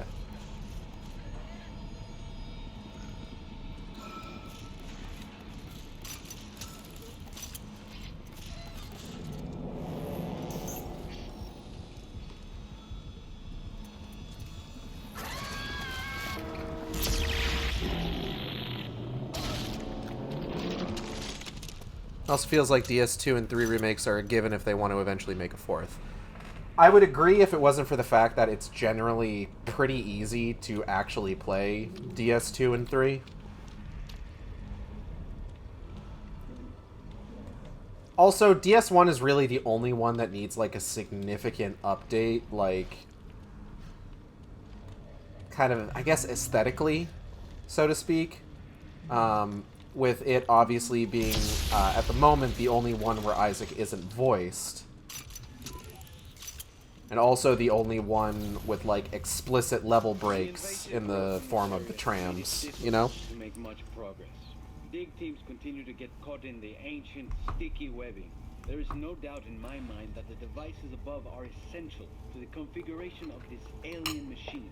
Based on my observations of the alien This food is script, really it good. would be a sort of amplifier made to boost the signal or power source when properly aligned. Very peppery. I just definitely see it happening for money reasons. For sure.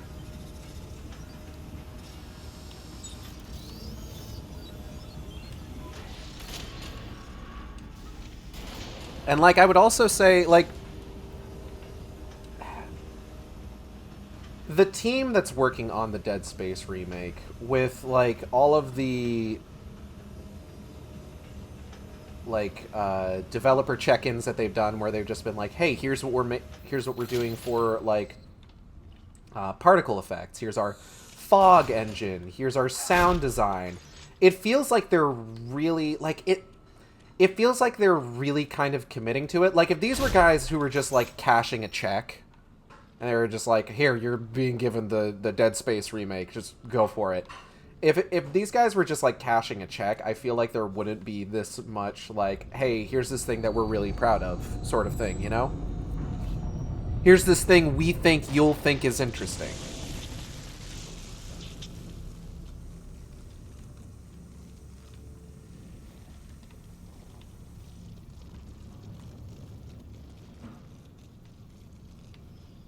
I think I see how I have to do this.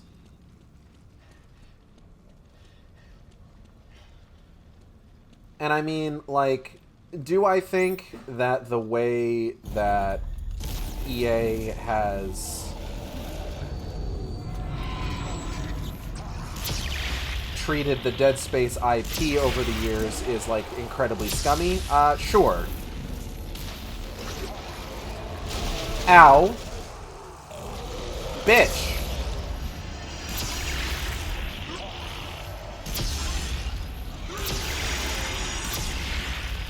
But, like, if we're getting...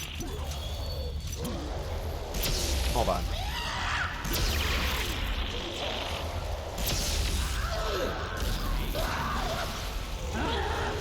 Ow.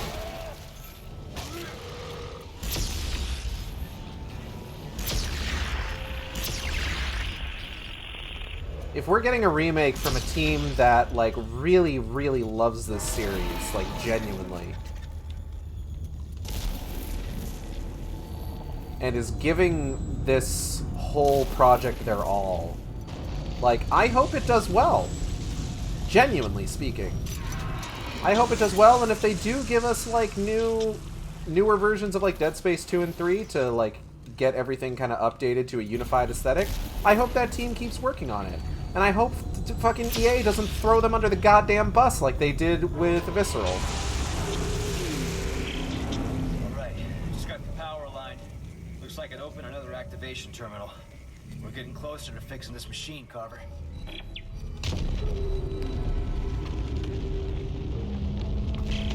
Isaac, what are you doing? Finishing something that should have been done a long time ago. Well, stop it. You're tampering with things you know nothing about. Right back at you, jackass. The heart of the machine.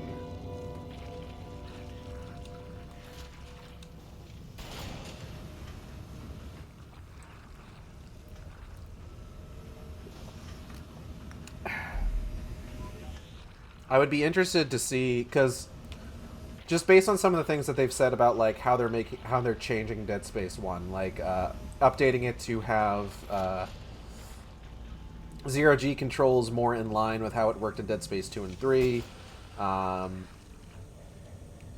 having the game be a single take like Dead Space 2, having Isaac voiced, that sort of thing. Well, you've successfully turned the city I'd be into a interested to giant see prison. what other sort Serrano's of right. I changes should that be able to they're return to the first potentially going to be activation point making. to enter the final setting. What happens then? Hey, I work on spaceships, don't Not I? alien machines, right?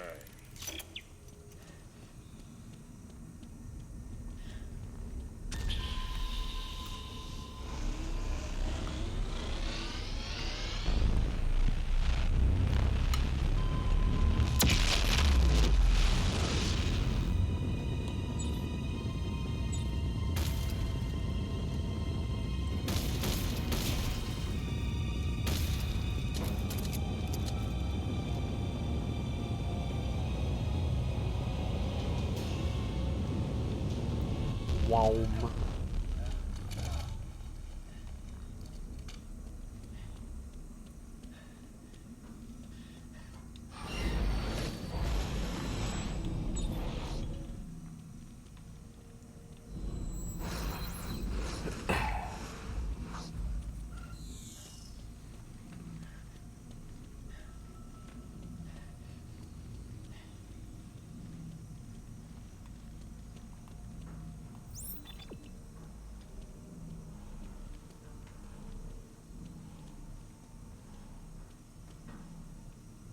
Is no one going to come out and attack me?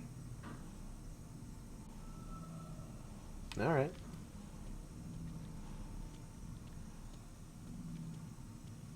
I've always wondered if Isaac's suit lets him pee. Well...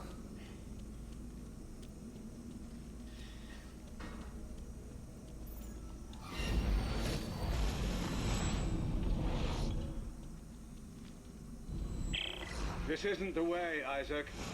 There is a future for you, for all of us. Leave me alone, Danik. You can see them again, Isaac. Everyone you've lost along the way. It's a future with no regrets. I have no regrets, Danik. One way or another, this will all be over soon. Isaac! I think this is where I stopped in my last playthrough. I think I semi-soft-locked myself because I couldn't make ammo and was getting swarmed. Well, Gray, it's actually funny that you mention it. There is a file that you can find around the time that you land on Tau Volantis, where they explain that the Arctic survival suits that are given to the workers on Tau Volantis do have a catheter system that needs to be worn whenever you are out and about.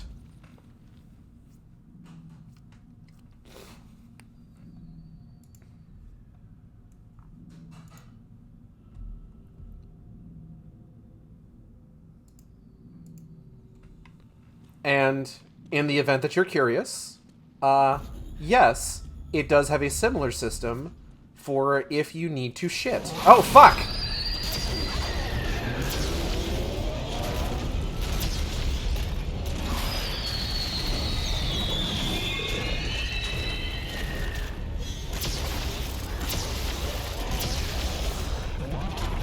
Like, for example, if a horrible alien monster pops out at you from nowhere.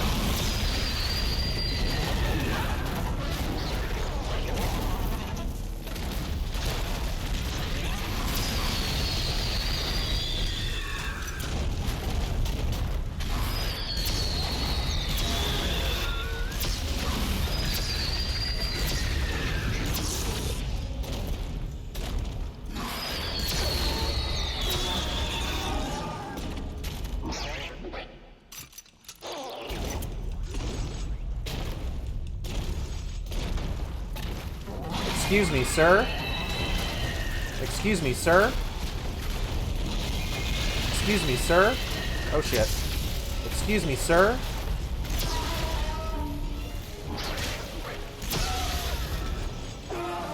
Pardon. Out of my way. Fuck.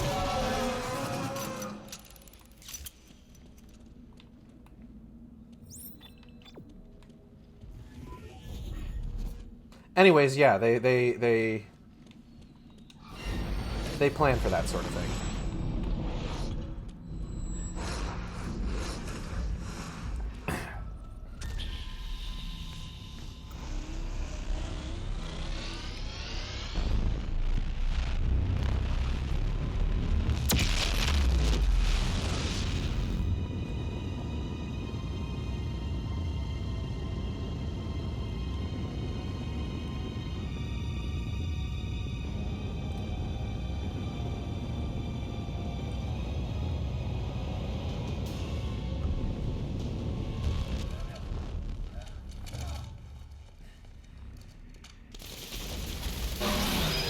Oh, hey guys. Ow!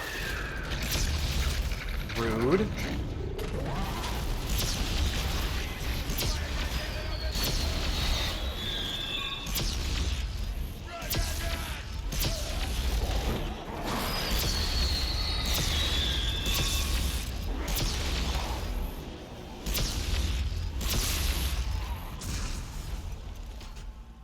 What? Anyway.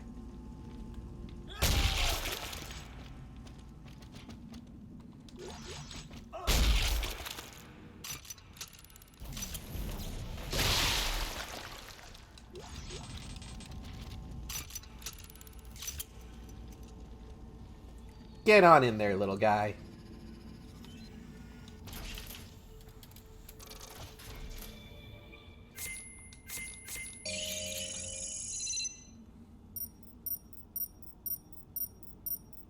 Alright, you know what time it is. Oh, hold on. It's time for an epic weapons and resource pack. Analyzing epic pack contents. Never read that text before. That's a very funny sentence, actually. Hold on, we have to analyze the contents of your epic pack. Stand by while we analyze these epic contents.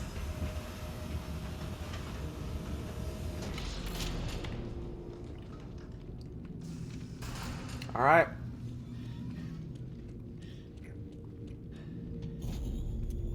Let's open this puppy up.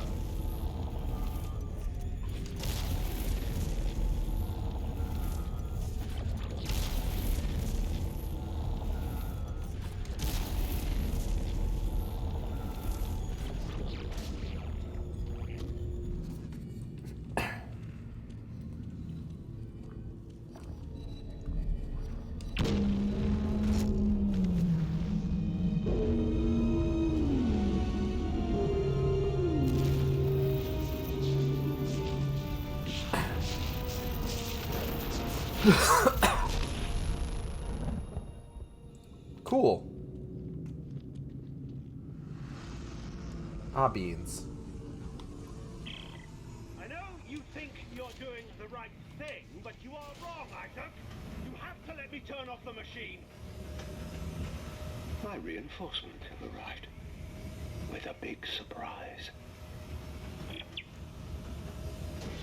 I like that Danik isn't even, like, trying to use, like, oh, my facts and logic anymore. He's just like, no, you're doing it wrong. Let me turn the machine off. You're being a dick. That's one of those things that I like about Danik. Is just, like, he's so used to just, like, all these people who will just listen to him because he's, like, this voice for unitology. That he's, like, kind of bought into his own bullshit, where he's just like, oh, yes, very clearly, if I debate this man in the marketplace of ideas, he will come to see that I am the correct one. And then, like, when Isaac just is straight up no-sells everything he tells him, he's just like, no, stop it! No, stop it, you suck! Oh, shit.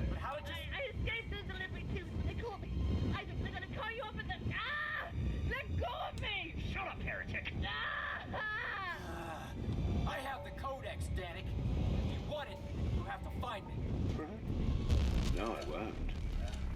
You're heading to the machine. And when you get there, I'll be waiting. Alright.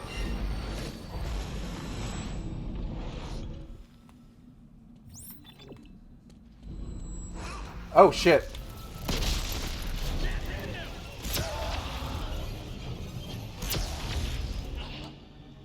That was pretty impressive. Everyone should be really impressed with what I just did.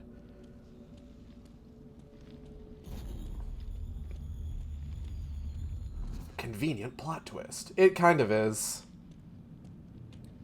Like, I'm not gonna lie to you. It's a little bit bullshit that Ellie's alive. I don't hate it, because even despite, like, what this game did to Ellie, like, I still like her as a character. Oh, shit! Why am I not hitting any of you? Jesus Christ.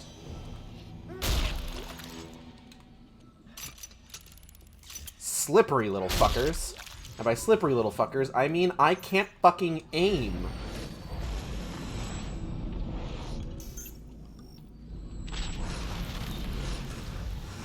Okay, now what? 3 receptacles, 3 statues, 3 markings. What's the final step? Let's see. Crawl into the dark machine. Screws are tied all around. Cross your heart. Hope to die. Stick a needle in your eye. And then acceptance. We've been over this, Isaac. Come on. What was that? Oh. Oh. Stop. Oh. I don't want to get hit by that.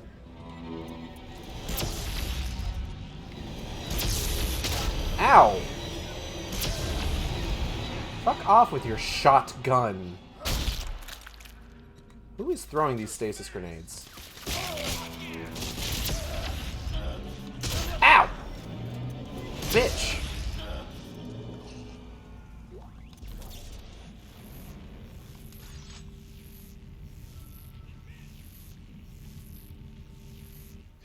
You know I'm, like, over here, right? Whatever. We'll just let him freak out for a little bit. Yeet.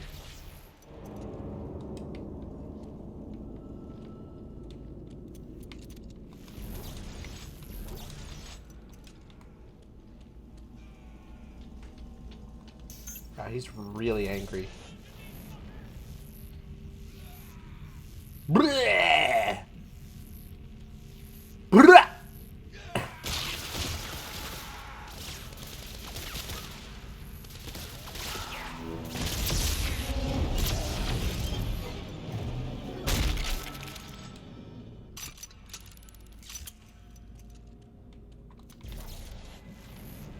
Yeet.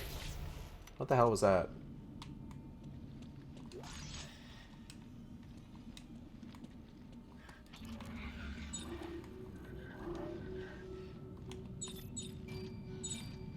Oh.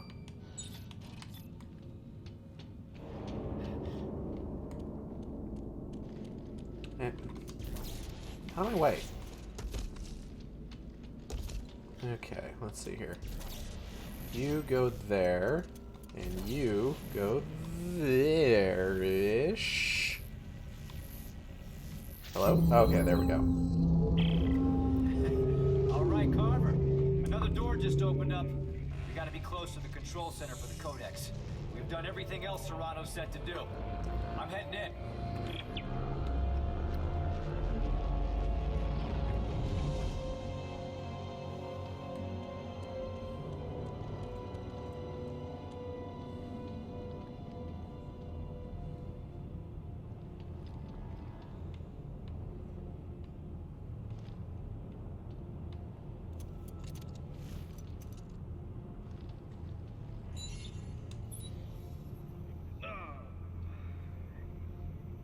Well, you've gone and busted my knee open.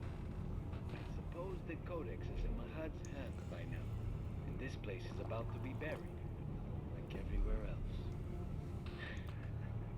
I remember telling my college professor I wanted to study xenoarchaeology. He laughed right in my face. There's nothing to study, he said. It's all dead space. No alien life exists out in the universe. In a way, I guess he was right. There is no life beyond our system. Only a trail of extinction, wrought by the moon. And now, it's right on our doorstep. Well, above us lies the means of turning off the machine, but also the means to complete it. Turning it off will finish our species. Completing it will save us. I had hoped to be here to witness the saving part. It would have been spectacular to witness the moon getting pulled into the planet and crushed to oblivion. final act by the natives. A sacrifice to save us all. But now, I must rest. Perhaps Tim will be along soon with the Codex. And with that funny little... Oh, hold on. I hit it again. And with that funny little title drop, we're going to go ahead and call it a night. I had hoped to finish this tonight, but unfortunately there was a bit more game than I expected, which is odd because it's not usually how that works. Usually there's more game than I anticipate. Or there's usually less game than I anticipate for any particular stream. But what are you going to do? I want to thank everybody for coming by the stream. I hope you all had a good time. I know I did. If you enjoyed the stream, you could subscribe here on Twitch. We have special emotes at tiers 1. You can also keep up with the stream by following me on Twitter at sane_intolerant or on YouTube at youtube.com/saneintolerant, where I post all the streams after they happen. Upcoming streams. Wednesday, Near Replicant. Thursday, Dante's Inferno. Excuse me. Friday. Friday might be Halo 2. I'm going to have to see how Natalie's feeling about doing a funny little bit of Halo 2. Some cheeky Halo 2 on Friday. And then Saturday, we are going to be starting our Spooktacular Streamathon charity series. Hold on. Lost my train of thought briefly. Give me a moment. There it is. I do not know exactly what we are going to be starting with. In all likelihood, we will be starting with finishing Dead Space solo and then moving on to Dead Space co-op. On that first day, we may also do some other stuff. I might start Fatal Frame. I might do the model building stream if I can figure out a good setup for that by that point. Trying to think. I don't think there's anything else that I really have in mind for those particular streams. I'm going to try and figure some stuff out between now and when we start. But I hope you'll tune in. I hope you'll watch. I hope you'll donate. I'm going to have some special donation incentives. Since it is the Spooktacular Streamathon, I am going to be bringing back the the donate to jump scare me incentive. So I hope you'll end up having some fun with that. I'm also going to see about playing around with other particular donation tiers. We will still have our goal of $200, where if we reach that goal, I am still planning to honor my thrown down gauntlet of Sonic Boom Rise of Lyric, a stream of that. I'll stream that as part of the charity event if we end up getting to it. But that is all for next Saturday. Art for the stream. Thumbnail art was done by my friend Gabby, who you can find on Twitter at Serena Midori. That's SERENA MIDORI. She's great. Highly recommend checking her out. Acid Shark VTuber, done by my good friends Audrey and B of Team Catpull, who you can find on Twitter, Twitch, and YouTube at Team Catpull. That's TEAMCATPLE. Don't email them. Don't. Stop it. They're going to be streaming later on, doing Persona 5, so be sure to check them out. I'm going to go ahead and get out of here, and I'll see you next time on the Shark Stream. Same Shark time, same Shark channel. Take care, everybody.